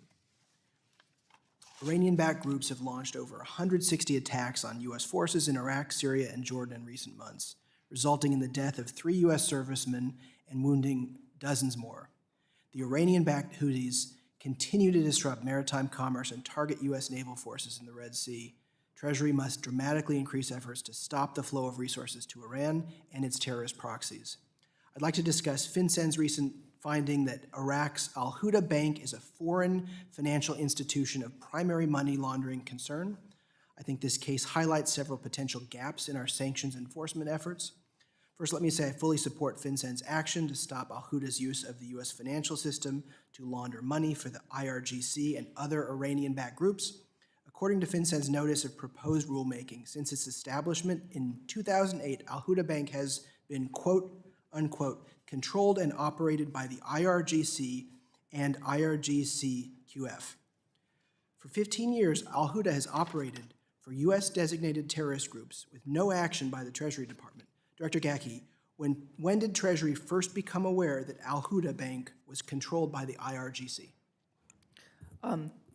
Congressman Nickel, thank you for that question. I will stress that when we became aware of this information, which I believe was in recent years, but I will get back to you on a specific date, we immediately invested our resources into investigating the Al-Huda Bank as a potential target for action. And when FinCEN takes action, whether it's under its Section 311 authorities or whether OFAC takes action under sanctions, it is an action that doesn't take place in a vacuum. We must balance it with the national security and foreign policy imperatives and ensure that the timing is just right. I'm very proud, I think we're very proud of the action that was taken and the fact that we were able over time to build such a robust public record of wrongdoing and highlighting the money laundering violations that Al-Huda Bank took and taking this action under Section 311 and pointing out AML deficiencies is actually a way to build an international consensus because so many countries have these standards as part of the Financial Action Task Force. So, in short, we'll get back to you on the exact time, but we did work to create a very robust public record of wrongdoing, and that itself took some time. Yeah, I certainly support those actions, but I'd like to know when you became aware. Next question, same line of questioning here. When did Treasury first become aware that Al-Huda Bank was conducting transactions through the U.S. financial system? When it comes to the U.S. financial system, again, I want to get back to you, but I also want to stress that the seriousness of this action and the need to support it on an evidentiary basis is a substantial undertaking and one that we can't take lightly. But can assure you that we moved with dispatch when we could. Undersecretary Nelson, next question for you. Has the Iraqi government cooperated with U.S. authorities in the investigation of Al-Huda? I was in Iraq when we announced this action, and we have been working with the central bank and really the Prime Minister's office very closely on actions to move Iraqi's financial system off of relying on the accounts that they hold within the New York Fed for cash and wire transfers into a commercially viable and AML CFT compliant mode. And we've had a great success in doing that so far. We made a lot of progress, more progress to do in terms of transaction monitoring, given the terrorist financing risks that exist in Iraq, but we are working closely with Iraqi partners on that. Thank you. My time's expired. I'll follow up in writing. Yield back. Chairman yields back. Mr. Davidson from Ohio is recognized for 5 minutes. Thank you. Thank you all for the work you do to keep our nation safe and secure. FinCEN is one of the agencies that's charged with the responsibility of financial intelligence, and frankly, it's a big burden in a lot of ways. There's the safety requirement, but there's also the need to balance civil liberties there. And, you know, there are a lot of folks who feel that America, in a way, is becoming a police state. Pretty benign so far, but frankly, all the information that a police state would want resides in the databases that our government already possesses, and there seems to be an insatiable appetite to grow those databases. So with that, Director Gacki, I want to thank you, staff's responsiveness, for scheduling a classified briefing on geographic targeting orders next month. I wish this was accomplished before today's hearing, as Chairman Lukemeyer and I sent the memo back in November of 2023, but I look forward to the additional opportunity to discuss geographic targeting orders in a classified setting. FinCEN has asked Congress to pass legislation to expand geographic targeting orders nationwide, and this request would require data reporting on every non-finance purchase of real estate above $300,000. So we want to understand why. Instead of waiting for Congress to make a decision on GTO expansion, FinCEN has incrementally covered geographic areas with little justification as to why places like Plymouth, Massachusetts, Sarasota, Florida, or Travis County, Texas require this intrusive additional reporting requirement. This is why I'm working on legislation that any expansion of GTOs by FinCEN is subject to Congressional Review Act. So let me be clear, this will not inhibit FinCEN's ability to renew its current GTOs, but it will ensure that FinCEN makes the case to Congress for why expanded coverage is necessary. Americans are aware now more than ever that the federal government is closely watching pretty much everything, but especially their financial transactions. It's incumbent on Congress to ensure that the Treasury Department and FinCEN are properly using their authorities. So regarding FinCEN's notice of rulemaking on efforts to combat money laundering in the residential real estate market, can you detail the engagement FinCEN has had with various stakeholders in the real estate industry, specifically brokers, title insurance companies, the folks that need to collect this information, and frankly, the additional obligations they're confronting? What kind of feedback and dialogue have you had with them? Thank you, Congressman Davidson. In preparation to issue the notice of proposed rulemaking last week regarding cash sales of residential real estate to trust or other companies, FinCEN had earlier issued an advance notice of proposed rulemaking, I think in 2021. I may have that date slightly off, but where we actually sought engagement with title agents and other settlement agents, any engagement and input from industry on the proposed scoping of the rule. We got a number of comments that we took on board in developing and crafting the proposed rule. And now putting out this proposed rule, which will have a 60-day comment period, we look forward to further comments to to assess the best impact and scoping of this proposed rule. And we hope, to be honest, that this residential real estate rule will dispense with the need for geographic targeting orders in this area, which have been expanded over time at the request of law enforcement and evaluated for sufficiency by us to show a compelling need. Yeah, thanks. And I look forward to that hearing. Thanks again for scheduling, and I think we'll get a lot more in a better setting, the appropriate setting. Let me turn briefly to digital assets. Certainly a space that, while the market is comparatively small to the rest of our financial markets, the regulatory clarity isn't there for a lot of things. And so in 2019, FinCEN issued guidance that was, I think, important to the industry that said that digital asset miners, node operators, are not classified as, quote, money service businesses. Is that still consistent with FinCEN's view? I will say that I think that that's our reading of the existing law, yes. Yeah, thank you. Obviously, there are people that want to change that law, and so let me just follow up on that and say, how does FinCEN work with blockchain analytics companies to trace things that are on chain already? I mean, it seems like there's a lot of analytics. You have a permanent immutable record. Is this pretty productive? Yes, and I think that we have, FinCEN was at the forefront in developing expertise on virtual assets. We have some really great people who know this well and have sought and used tools that allow us to use the blockchain to evaluate and find illicit finance. Thank you so much. My time's expired, and I yield. Gentleman yields. The gentlewoman from Colorado, Ms. Pedersen, is now recognized for 5 minutes. Thank you, Mr. Chairman, and great to have you both here today. Thank you for the work you do every day. We've already had the opportunity to talk about my concerns around the fentanyl crisis, and I want to dive into some of the work that you all are doing. You know that this is the third wave of the opioid epidemic. We have more people now that have died in the United States than all world wars combined, and we have to come together with all the resources necessary to stop the trafficking of fentanyl into this country. And so I want to applaud the work that you're doing with the announcement in December around the launch of the Counter Fentanyl Strike Force to bring that coordination and information sharing necessary to address this crisis. And Under Secretary Nelson, given your role as chair of the new strike force, can you tell us, give us an update on your work and comment on any additional resources and authorities you may need from Congress?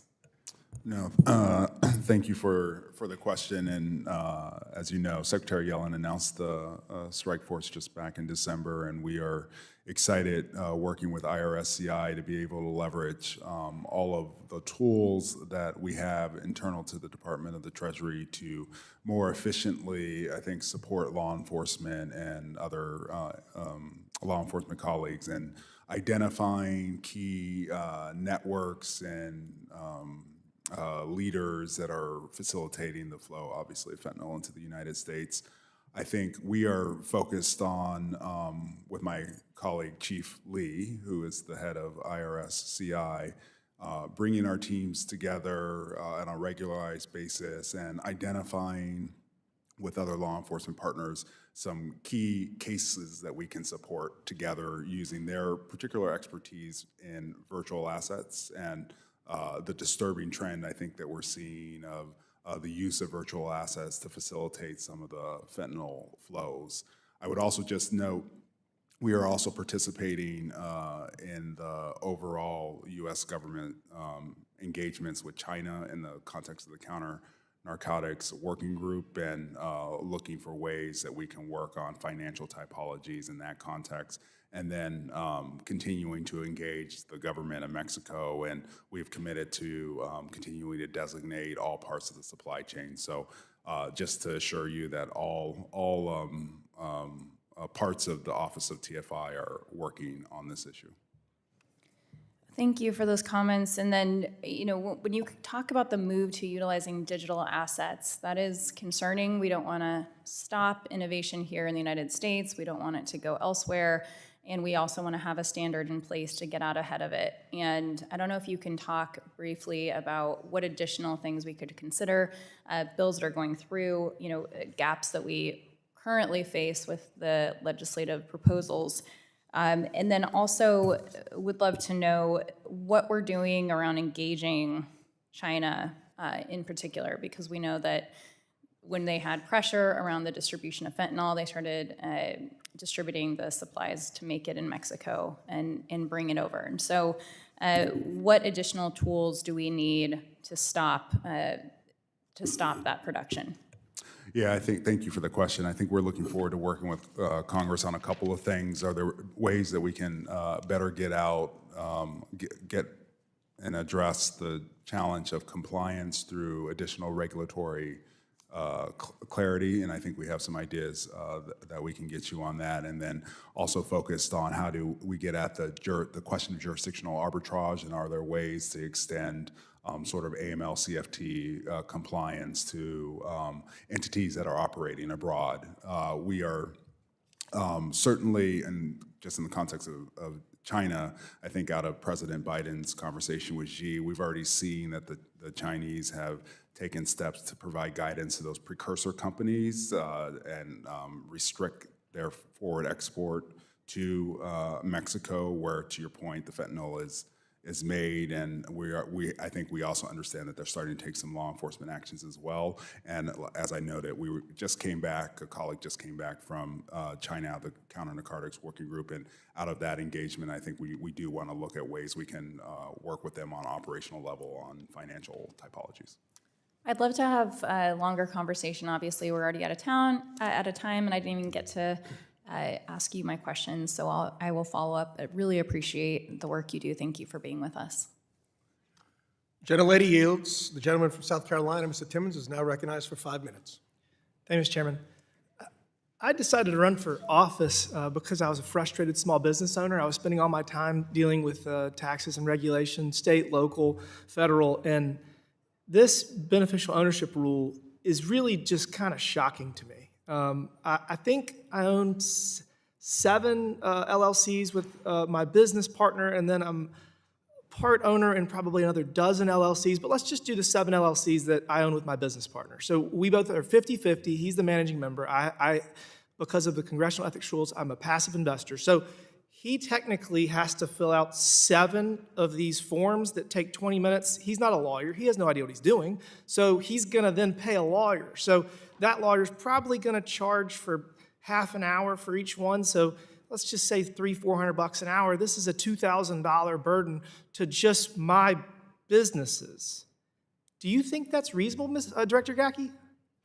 Thank you, Representative Timmons. And by the way, he has no idea this exists. Technically, we're in not compliance. I just want to stress that we are working to enhance and build out outreach and education regarding this requirement. We have built a. Are you going to pay for it?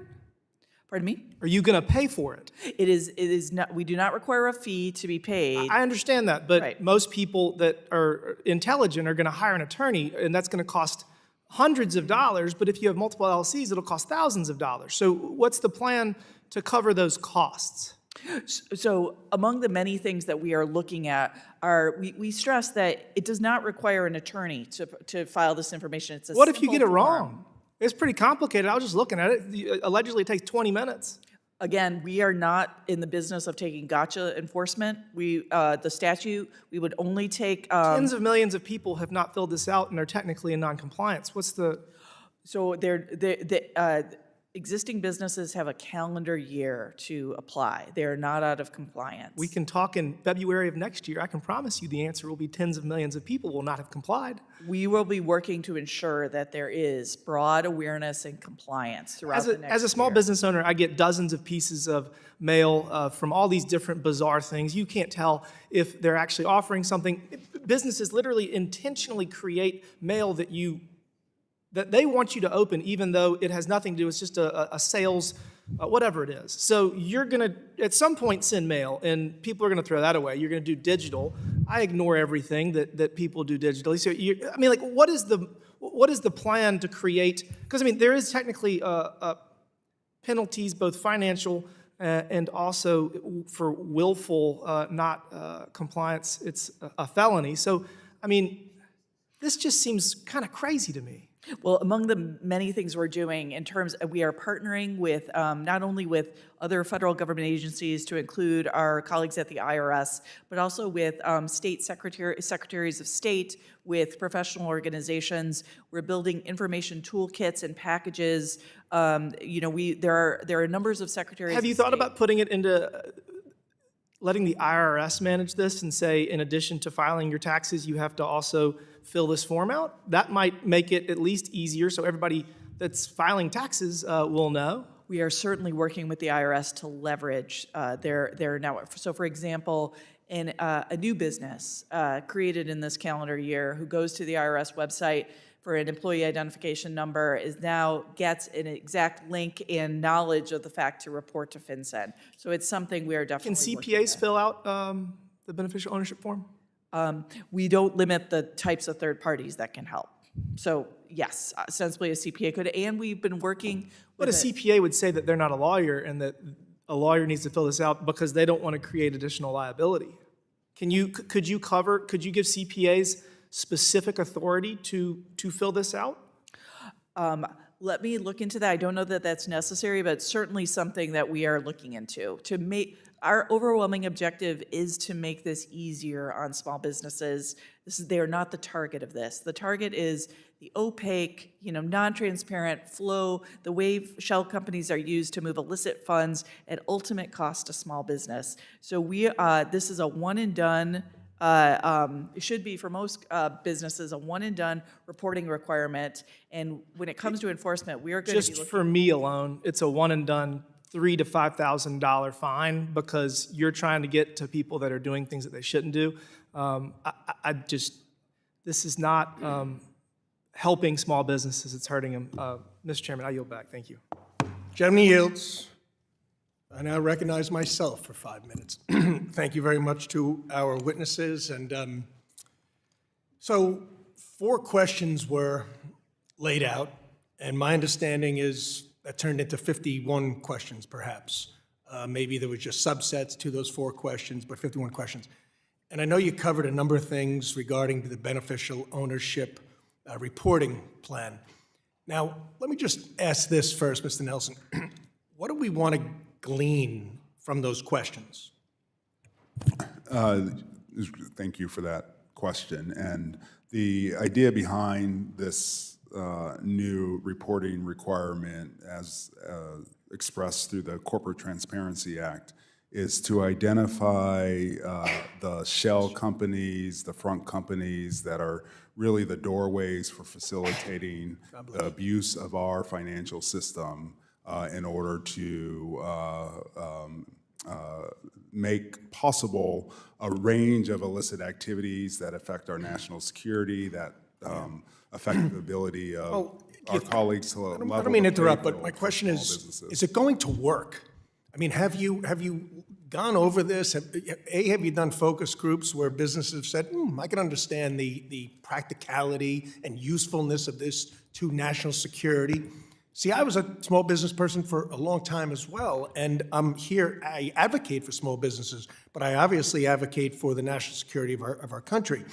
I just feel that this is a broad, very broad net, heavy-handed approach to trying to gain information from those who are in the business of defrauding or involved in criminal activity. What makes you think they're going to fill these questions out in an honest manner? So, Or only the lawful going to be the ones that actually fill it out in an honest manner? The reporting entities are statutorily required under the corporate transparency. Well, we know that, and now it's becoming very clear to I'm getting feedback from my constituents that like, what? I now have to fill this out? Is this legitimate? I don't want to fill this out. I'm just quoting some of my constituents. There's too much information, government organization I've never heard of. I'll close my business first. Nobody knows about this. It's amazing. The idea that there's, 300,000 are in out of, numbers show as many as 32 million small businesses. And in a way, think about it. Again, I was in business for a while. It's like making a product and then sending out a note, an email, telling all customers to buy it. That doesn't work, right? Ms. Gack, you were mentioning the outreach program, but that probably is going to take a little while since they've got a year to engage in it. I'm just not sure, frankly, how effective this is going to be for the purpose that you're seeking, because it's a noble one, national security, your FinCEN. But to what degree are we actually going to have the outcomes that we're seeking? I'll ask you, Ms. Gaggy. Just to echo, Undersecretary Nelson, I think, it will be, one of the key objectives that we will do is as small businesses apply to us, we will also be able to investigate the delta. Those companies that register but don't actually report to FinCEN, and that will be a great area of inquiry. Is that for lack of awareness? Is that, unintentional, or is there a willful obfuscation? So that is a good tool we can use to find those bad actors who need to register to get a shell company to move, but somehow forget to file with FinCEN if they even know it. So that's something we'll work closely and look closely at. I was revenue secretary in Pennsylvania for 4 years, and I removed most of the questions that were being asked initially, and we just took not an original idea, but the dashboard approach. If something wasn't right there, then we would ask for more. I mean, have you gone through these questions and determined what a red flag's going to be? Because you can't possibly have enough people, and the IT systems probably won't do it either, to engage in targeting those that you think might have fallen within this category that you're looking for. So, sir, we are going to be leveraging technological solutions where we can to ensure that we are fairly and accurately looking through this data. Lastly, I'm running out of time, but I would like you to get back to us on what the penalties will be for those that don't file after the time frame that you've laid out. Okay? I do yield. And now the gentleman from Wisconsin, Mr. Stiles, recognized for 5 minutes. Thank you for being here today. I'd like to start with you, if I can, Mr. Nelson. In preparation for today's hearing, did you watch Secretary Yellen's testimony before us a week ago? I did see a good chunk of it. Great. And OFAC sits under your authority at TFI, correct? And so my question for you is, last week I had a dialogue with Secretary Yellen about Chinese purchases of Iranian oil. She said she wanted to get back to me in that regards. As we both, I think, know, oil revenues are a major source of the funds for the Iran regime, in particular as it relates to Iran continuing to fund terrorism across the globe. In 2020, sanctions helped reduce Iran's oil exports to 400,000 barrels a day. In 2023, with the eased up enforcement, Iran managed to export 2 million barrels a day, and much of it went to China. So if we want to make it harder for Iran to fund terrorism around the globe, we have to look at the entities purchasing this Iranian oil. So the question would be, one, is it a concern for you and your department? And then two, what steps is TFI taking to address the Chinese purchases of sanctioned Iranian oil? Thank you for the question. Obviously, this is a priority of ours. We are working with State Department, which can directly designate those entities that are associated with the sale of Iranian oil and petrochemicals. We can get at the problem in a couple of ways. One, I think to your point, we know that the revenue is going to fund terrorist activities. So one of the things that we have sought to do is identify those pieces of the international financial system. But Mr. Nelson, if I can, in our limited time, you stated, which I agree with you, that we know that these funds are going to support terrorism. We know that it's being purchased by Chinese entities. You've said you've worked with your counterparts at state. How many Chinese financial institutions have you sanctioned for facilitating the trade? We just last week designated a IRGC QF front company. It's called China Oil and Petroleum Company, which had arranged contracts and sold hundreds of millions of dollars worth of Iranian commodities. And back in March, we designated 39 entities that were part of a shadow banking network that involved a number of Chinese touch points. We obviously are also thinking about, as we are engaging in our economic working group and financial working group and the counter-narcotics working group with the Chinese, engaging on AML issues and particularly the FATF, the Financial Action Task Force. Let me jump in. I appreciate the work we're doing in this area. I think and you rattled a bunch off, I think there's more work that needs to be done. I think we've continued to see the sale of Iranian oil to China. We've seen it increasing. And so I think that there is a lot more work that needs to be done. And I'd like you to engage with us if you need additional authority to be able to block this. We absolutely appreciate that support. Thank you. Only because of the limited time, I want to jump over to you, Ms. Gacke. In your written testimony, you highlighted the administration's commitment to delivering humanitarian assistance to the people of Gaza, supportive of making sure that people have key aspects to continue their lives. But I want to look back at what occurred in particular is to what played out of the United Nations Relief and Works Agency. You have a seat at the table of reviewing these entities. It's U.S. policy to not provide support to Hamas, yet we now know, rough math, 10% of the individuals who were engaged at UNRWA, 10% were either Hamas or PIJ. What went wrong? How did we miss it?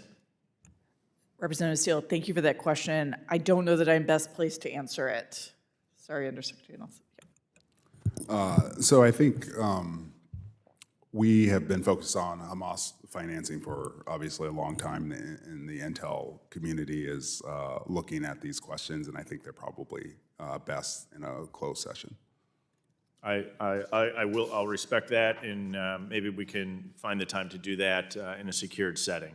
In my very limited time left, I'll come back to you, Ms. Gacke. I think this does fall under your authority. In particular, when we look at crypto, obviously there is a piece of it that probably is involved in illicit financing, but that is actually a small piece. The primary vehicle is elsewhere, but we do see issues in concentrated locations in places like Russia. And so I think as we look at this, can you just briefly describe how FinCEN works with our foreign counterparts as it relates to that concentration? Yes, and a few weeks ago, I had the opportunity to meet with a number of other heads of financial intelligence units around the world, where we actually, a big topic of discussion was sharing expertise when it came to virtual assets. And so I had notable conversations with my Indian counterpart, with my Saudi Arabian counterpart, to look at virtual currency, digital currency, as a vehicle for illicit finance.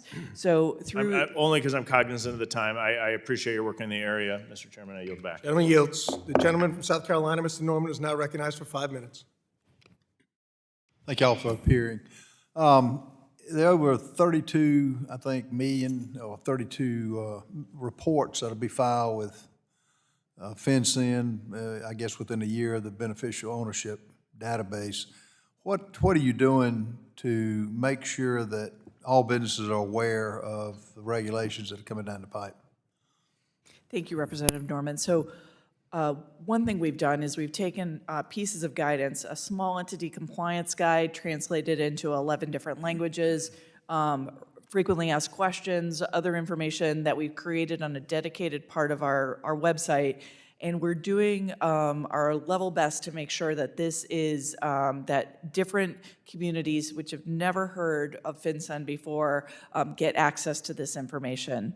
We've implemented a few, we've implemented key partnerships. We're working with state secretaries of state of the individual states. We're partnering with them to ensure that information which we give to them is passed along, giving them a toolkit for information. Using those networks, we're working with other parts of the U.S. government, the IRS, the Small Business Administration, and others. We've also put in place dedicated ways to contact FinCEN about this obligation. We have stood up a dedicated contact center with the first novel use for FinCEN of a chatbot to be able to engage on individual filers' questions. We are ramping up our efforts, including bringing in support from with use of a small public relations contract in order to communicate these requirements in plain language and as simply as possible, because we believe that the system that we've set up is simple, secure, and safe to use. Have you got a mechanism for knowing who's not in compliance? So when it comes to non-compliance, I want to stress that it really comes to, we're not in the business of playing gotcha when it comes to enforcement. The statute is very clear. We can only take willful action we can only take enforcement action against willful violations. And this is not about punishing small business, but looking for those actors that are willfully evading the requirements. What are the fines? What timeline and when does somebody subject to a penalty or a fine? Well, I want to stress that for this first year, existing companies have a full calendar year to file with FinCEN. There is no, the timeline, we've set this out in our rule.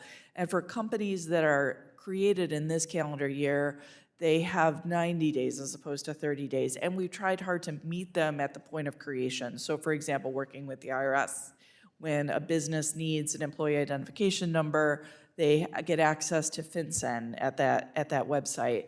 When it comes to enforcement, the statute, this Corporate Transparency Act, sets the level of enforcement. But again, I want to just return to my earlier statement that this is not about playing gotcha enforcement and going after punishing small business for innocent or just lack of awareness. It's our job to make sure that the broader, the American public understands this obligation. It's something we take very seriously, and we don't anticipate using enforcement as a way to educate them. Well, a lot of companies have never heard of FinCEN, and to be subject to a penalty is not fair. Now, will you publicize the regulations ahead of time? Yes, and we have done that, and we are working to make sure that the plain language explanation of those regulations gets out to more and more constituencies. And your website? Yes, we have set up a dedicated part of our website, which is modernized and made more user-friendly to reach different constituencies. Well, it's really important to the businesses, and the more they know, the better off. And particularly fines today, it's with everything else going on, it's a real problem for them. Okay, yield back to balance my time. Gentleman yields. The gentleman from Wisconsin, Mr. Fitzgerald, is now recognized for 5 minutes. Thank you, Mr. Chair. The U.S. Secret Service investigates a variety of cyber-related criminal activities, including the illicit use of digital assets through its global network of 44 cyber fraud task forces. Significant aspects of this illicit activity involve unlicensed money transmitting businesses, the illicit structuring of transactions, and other criminal activity against organizations that are not federally insured financial institutions. Some of those are financial institutions as defined by the Bank Secrecy Act. 2 weeks ago, I was proud to introduce Combating Money Laundering and Cybercrime Act, along with a number of my colleagues in bipartisan, Mr. Meeks, Mr. Nunn, Ms. Dean, to harmonize criminal and banking statutes and clarify the Secret Service's investigative authority over crimes related to the illicit digital asset transactions. Could you both briefly touch on the important role of the Secret Service in fighting illicit transactions as well as the FinCEN exchanges? I would just note, Secret Service obviously is a critical partner and particularly critical, I think, in terms of the technical exchanges and the leadership, which I believe your bill touches on in the context of the IMF's work with the FATF in creating AML and CFT standards that are consistent internationally. So very happy to work with you on the bill. Very good. And thank you, Representative Fitzgerald. I just want to note, I think an important aspect of that bill, too, if I'm correct, is a renewal of the FinCEN exchange program, which is an important way.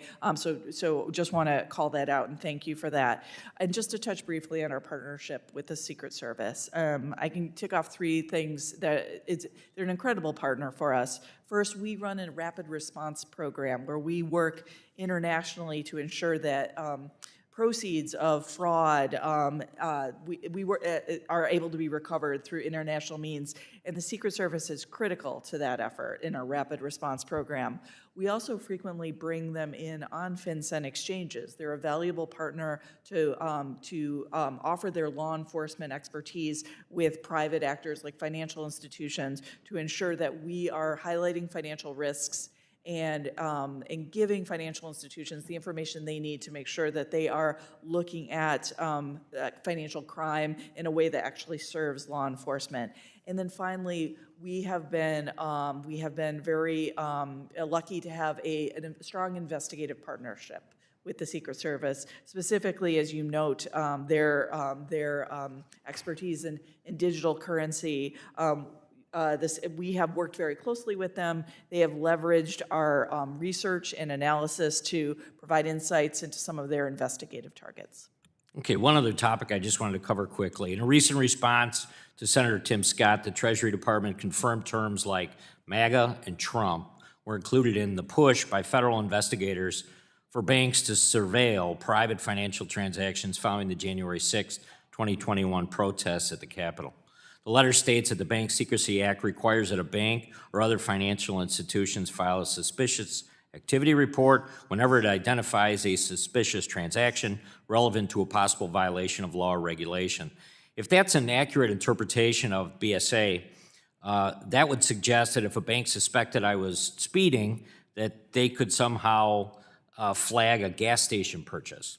The Office of Management and Budget has estimated total BSA/AML costs are between $5 billion and $8 billion per year, while the FBI's money laundering conviction numbers suggest a per conviction cost between $107 and $178 million. This is not a highly inefficient system, but also highly intrusive into the privacy of citizens. Who decides what's suspicious enough to warrant this suspicious activity report? Ms. Gacke. Thank you, Representative Fitzgerald. And if I could offer some of what I have learned, not having been at FinCEN at this time, but looking back at what may have happened. FinCEN exchanges surrounding the events of the violent attack on the Capitol on January 6th and in anticipation of potentially more violence at the inauguration, were pulled together with financial institutions and law enforcement to share expertise as to how to look for indicators of violence, and primarily violence, and using violent terms that may be associated with political events. The ultimate responsibility to determine whether or not an action is suspicious and to file that report remains with financial institutions. The exchanges that were organized at this time were information sharing mechanisms, and FinCEN does not suggest that reporting based on constitutional rights is an indicator for suspicious activity. Gentleman's time's expired. Gentlewoman from California, Ms. Kim, is now recognized for 5 minutes. Thank you, Chairman, and I want to thank the Undersecretary Nelson and Director Gacke for joining us today. I want to address a very important issue today that is life or death issue for many. 6,959 Californians died of opioid-related overdoses in 2023 alone, and that's a 115% increase from just 2019. Many of these deaths were preventable tragedies involving fentanyl. And while these are just statistics, let's remember that there is a family involved in every one of these cases. So I want to ask you, Director Gacke, what private sector tools does FinCEN utilize to help provide data for investigations and enforcement on curbing the flow of fentanyl into the United States? And there is, of course, we're concerned about illicit drugs also coming into our country. So do you have an opinion on effective data and information products from the private sector that can help combat the money laundering that facilitates these drug trafficking? Thank you, Congresswoman Kim. This is an incredibly important topic for the Treasury Department as a whole. And just last week, a FinCEN team was in Los Angeles, actually, with a law enforcement and financial institutions sharing information with financial institutions to help them detect evidence of fentanyl trafficking so that they can support law enforcement efforts, knowing that the fentanyl supply chain often begins with precursors and different types of dye molds, often in China, coming to Mexico, where it's then trafficked into the United States. Understanding this and sharing those typologies, this is something that FinCEN has been working hard to do. And the event in Los Angeles last week was one of several that we've done over the past year, including at the border and in the border of Ohio and Kentucky and other places. So I know, Director Gacke, sorry to stop you, but last month I know the U.S. and PRC launched that bilateral counter-narcotics working group, right, to counter this manufacturing and trafficking of illicit synthetic drugs. But here's my concern. I'm afraid that we may be giving away some of our leverage by lifting some sanctions, and once again, we're caving in to the empty promises made by Chinese officials. So I want to direct this question to you, Mr. Nelson. Can you tell us about the role of Treasury in the working group?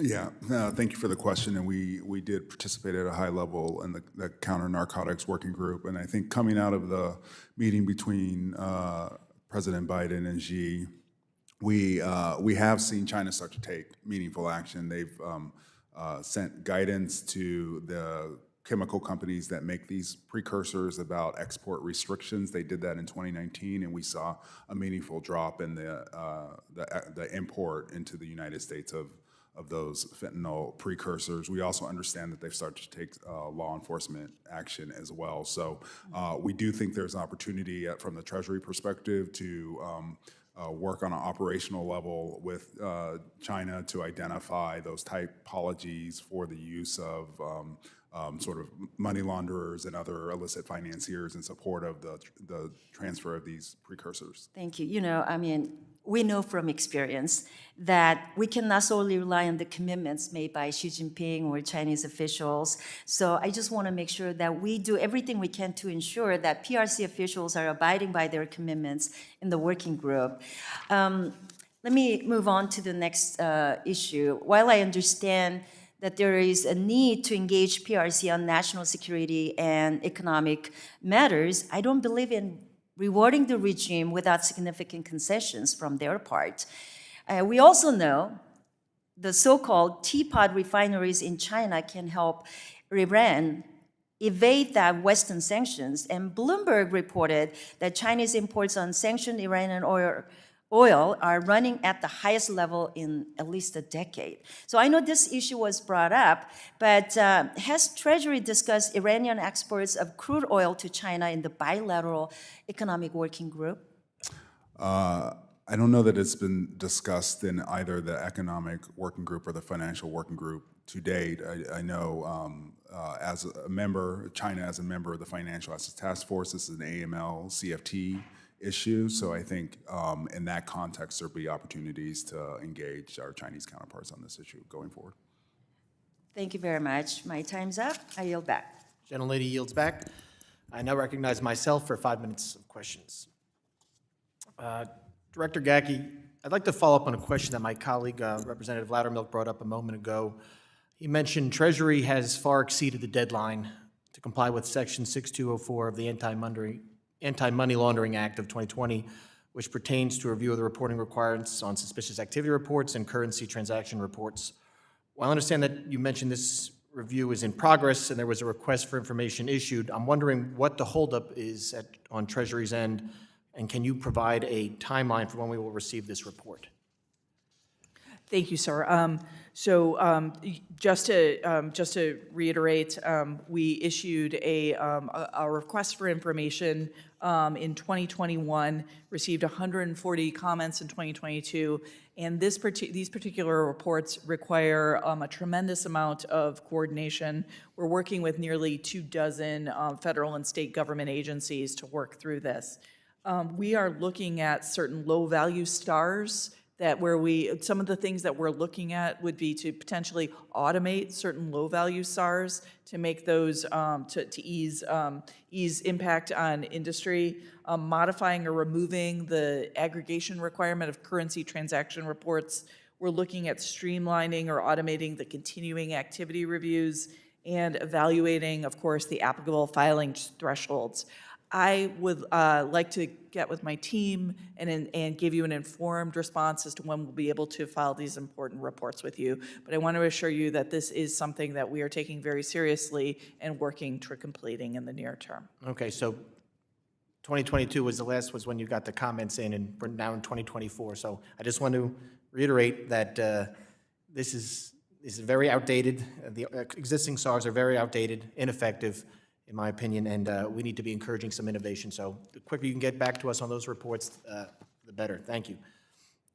Mr. Undersecretary, for years we've had warnings from intelligence community about state-sponsored cyber actors, and now we have them as a reality. Earlier this week, CISA, NSA, and the FBI and other governmental agencies confirmed that the People's Republic of China has successfully infiltrated the networks of U.S. critical infrastructure. PRC-sponsored Volt Typhoon hackers are pre-positioning themselves on IT networks to enable lateral movement to OT assets to disrupt functions within our water, energy, and communication sectors, among others. This advisory comes on the heel of OFAC's decision to sanction 6 members of the Islamic Revolutionary Guard Corps for their role in exploiting industrial control devices used in water systems and other critical infrastructure sectors, including the Pennsylvania Water Authority. While recent sanctions is a positive step, the administration needs to do more to hold nations like Iran and China accountable. My question to you is, what is OFAC doing to counter these PRC cyber incursions now that the administration has acknowledged so publicly that they are currently in our networks? I really appreciate the question, and I think you identified our overall strategy at Treasury is partially to identify and then obviously designate, disrupt those malicious cyber actors, and then in the context of what we can do to better protect critical infrastructure, and from the Treasury Department's perspective, obviously our financial infrastructure.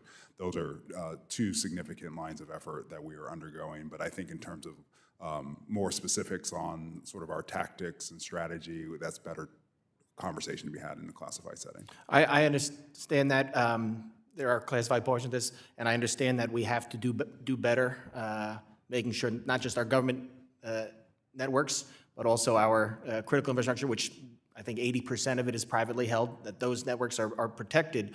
But again, publicly, I think people want to know what we're doing to hold the PRC and the bad actors accountable. And I know there was some sanctions, but what else is in the works? You know, I don't need to know the classified stuff, but what can we know what's being done publicly so people can see that this is being addressed? It's a great question, and I think it goes to really the whole of government approach to this, because sometimes Treasury tools are the most appropriate and going to be the most impactful, either from a disruption perspective or creating deterrence. Sometimes it's obviously the Department of Justice's tool, sometimes it's other tools. So a lot of our conversation is trying to identify what is going to be the most effective disruptive action in this. Are additional sanctions for more members on the table? We are all, so not to preview additional sanctions, but we are always working with our interagency partners about whether sanctions is the best tool in this context when we identify actors who are either in our systems or engaged in other, frankly, malicious cyber activity. All right, thank you. My time has expired. I now recognize the gentleman from Nebraska, Mr. Flood, for 5 minutes. Thank you, Mr. Chairman. One thing I think about as it relates to FinCEN is the cybersecurity efforts associated with the data that you collect. FinCEN is collecting information pursuant to the Bank Secrecy Act, the Patriot Act, the Corporate Transparency Act. This information from all of these different statutory sources can be sensitive in nature. It's critically important to me and the people I represent that FinCEN is able to properly safeguard that information. For example, the beneficial ownership reporting requirements puts FinCEN in charge of a centralized database of beneficial owner information for small businesses across the country. Director Gacke, how does FinCEN plan to safeguard beneficial ownership information which it is beginning to collect on a large scale from cyber attacks? Thank you, Congressman Flood.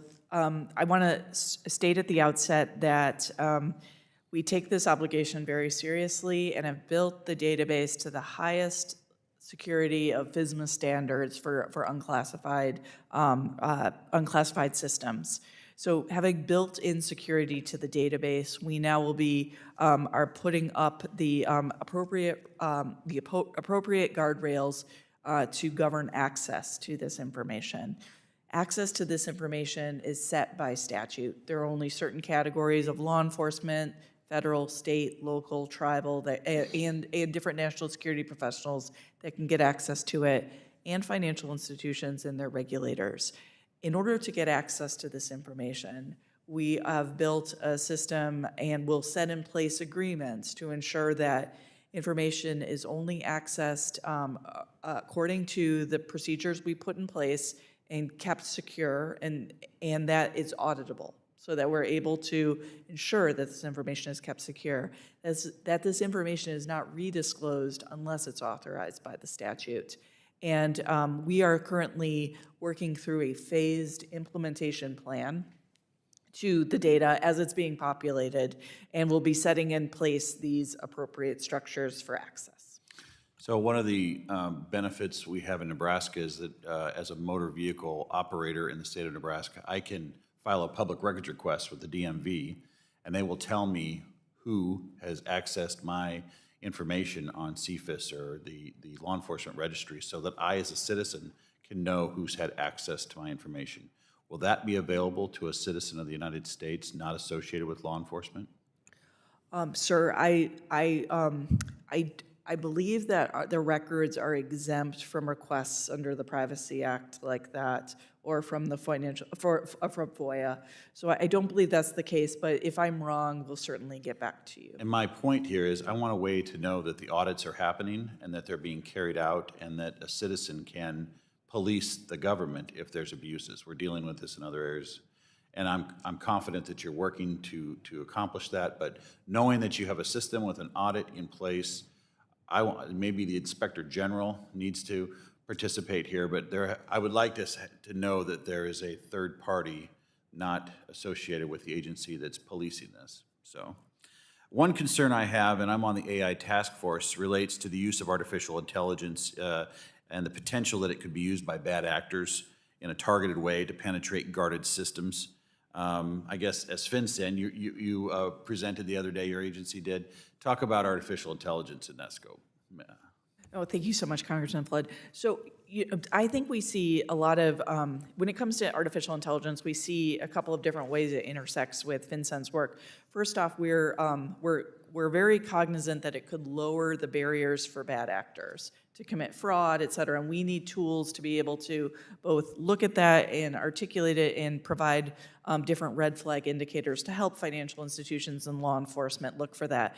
But we also see it as a potential technological innovation to actually help and aid in the compliance with our Bank Secrecy Act and other obligations. And we've been working through our Bank Secrecy Act advisory group with different financial institutions and other players to understand the technology advances that can be brought to bear and can help actually in meeting Bank Secrecy Act obligations. But finally, we also have to be sensitive to any built-in biases or any other types of issues with AI and other technology. And that's why we recommend at this point that we recommend responsible innovation, but also testing and audit to make sure that the tools are being used appropriately and as intended. Thank you for your comments. I yield back. Gentleman yields back. The gentleman from Iowa, Mr. Nunn, is now recognized for 5 minutes. Thank you very much, Mr. Chair. I appreciate you guys being here today. Good work that we're trying to do. I want to highlight a couple of things. Your offices and agencies are trusted independent bodies, and we appreciate that very much with the mission of protecting Americans from nefarious actors. I would like to note that since my short time in office here of just less than 13 months, I've witnessed continuous decisions that have hurt small businesses back in my home state of Iowa. And so I'd like to have a conversation about this. One of the most concerning rules out of Treasury is the new beneficial ownership reporting requirements. And I hear from small businesses across Iowa every day on this, whether it's a Main Street business or a family farm, which is why I'm proud to have co-led the Prevent Illicit Financing Act by Congresswoman Beatty. And I fail to understand why the department did not adopt two other critical parts of this bill that were passed by the House of Representatives 420 to 1. Now, we all know that in this city, that type of bipartisan agreement is something that should be celebrated, and I'm hoping is going to be considered by Treasury. So, Director Gacke, let me begin with you. My state has over 270,000 small businesses. We're a small state of 3 million people. I want to thank you for moving the filing deadline for new businesses to 90 days, which my bill codified. However, there are two crucial parts of that bill that you did not adopt. So let's begin. Why did FinCEN choose not to extend the filing deadline for small businesses from 1 to 2 years? Thank you, Congressman.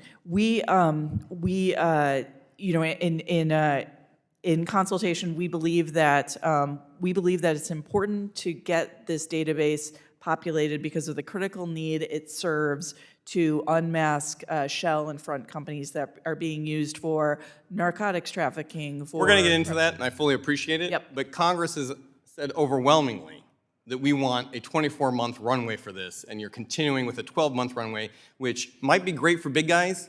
It's crushing my small guys. So I will reemphasize to you, we need time to execute on this and do it the right way. Second, you did not close the loopholes that would prevent bad actors from exploiting those loopholes and avoiding disclosures of potentially nefarious beneficial owner. I think I understand why, but do you want to highlight again from your perspective quickly? Just again, I think that it's critical to get this data in on an expedited timeline so it can serve and be useful and critical for law enforcement and national security, which is why we proceeded as we have. Understood. I think we're all there on the national security front. Let's make sure we're doing it the right way. And again, I would ask you to look at those loopholes. I think that's something that we all collectively agree on. Mr. Nelson, understand your position as Undersecretary is a full-time job.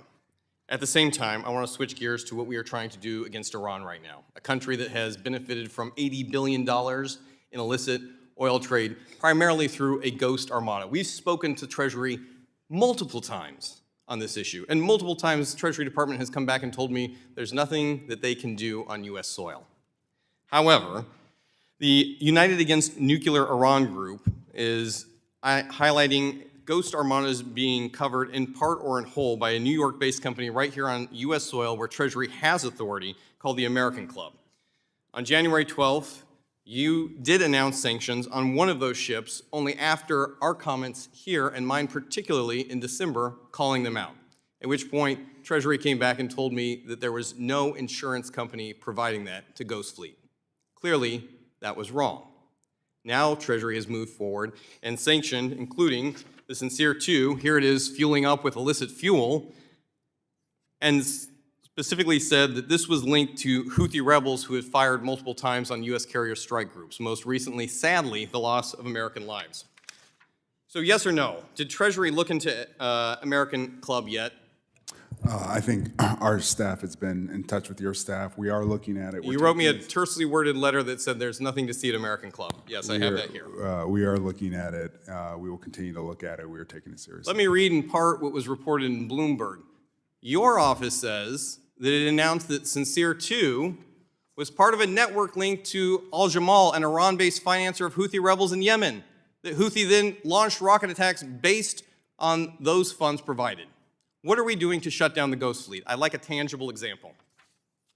And I'm happy, I'll answer as quickly as I can, but I mean, it goes to effectively trying to constrain the fleet that is engaged in this obfuscation behavior that we were seeing that is relying on behavior so that— Mr.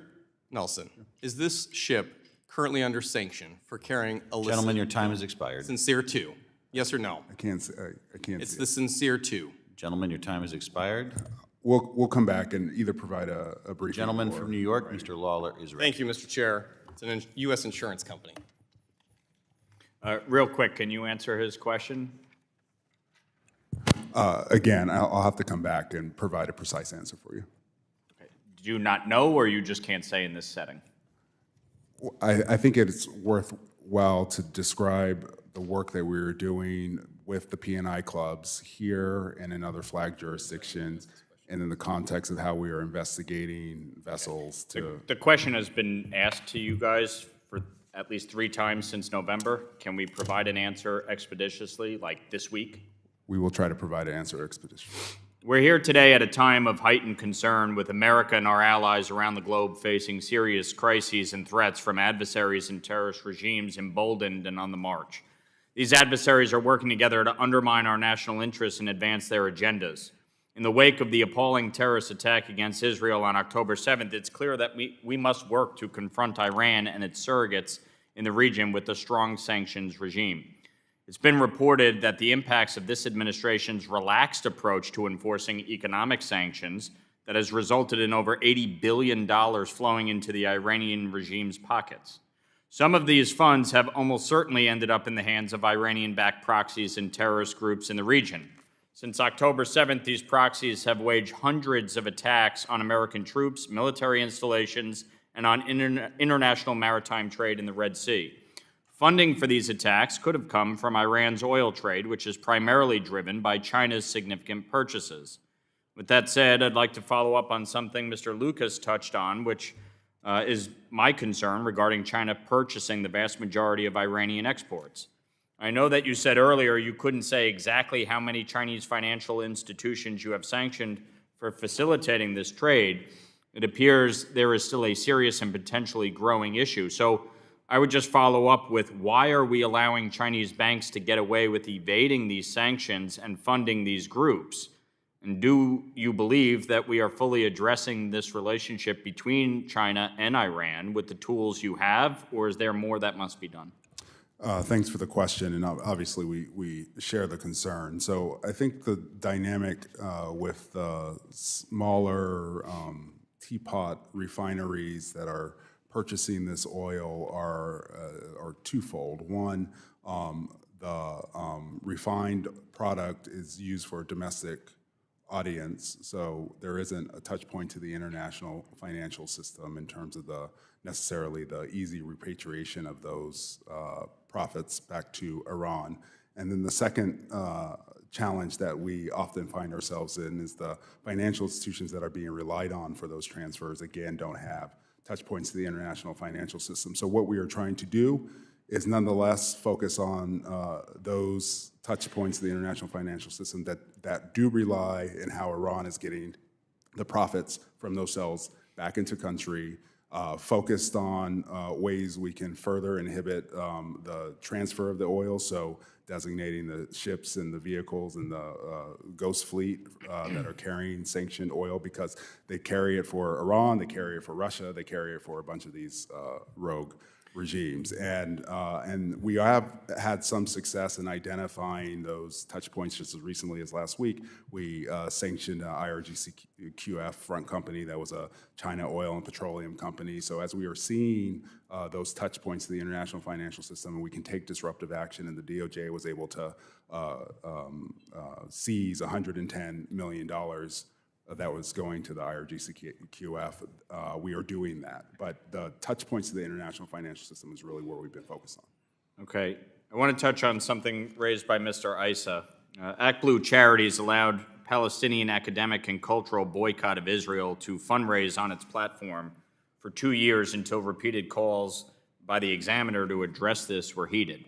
PACBI is a founding member organization of the Palestinian BDS National Committee, which is a committee that has included Palestinian National and Islamic Forces, a coalition represented by U.S.-designated terror groups, such as the Popular Front for the Liberation of Palestine, Palestinian Islamic Jihad, Hamas, Palestinian Liberation Front, and others. Undersecretary Nelson, Mr. Issa sent you this letter on September 21st, 2023, asking multiple questions regarding whether Act Blue Charities has raised funds for international terrorism through its fundraising collaboration and inquiring about a review. It's my understanding he has still not received a response. So can you answer, have you conducted any such review, and will you respond to Representative Issa? We will, of course, respond to the letter. Have you conducted any such review yet? I'll have to go back and talk to my staff, but we will respond to So the you're, letter. at this moment, you're not aware of any such review? I'm not currently aware. Gentlemen, your time has expired. And just to confirm, we did Mr. sanction Nelson, this your this time year. has expired. You have the opportunity to inform the committee. All right, I'd like to thank Undersecretary Nelson and Director Gacke for their testimony today. Without objection, all members have 5 legislative days within which to submit additional written questions for the witnesses to the chair. These will be forwarded to the witnesses for their response. I ask you, our witnesses, to please respond no later than April 12th, 2024. With that, this meeting and hearing is adjourned.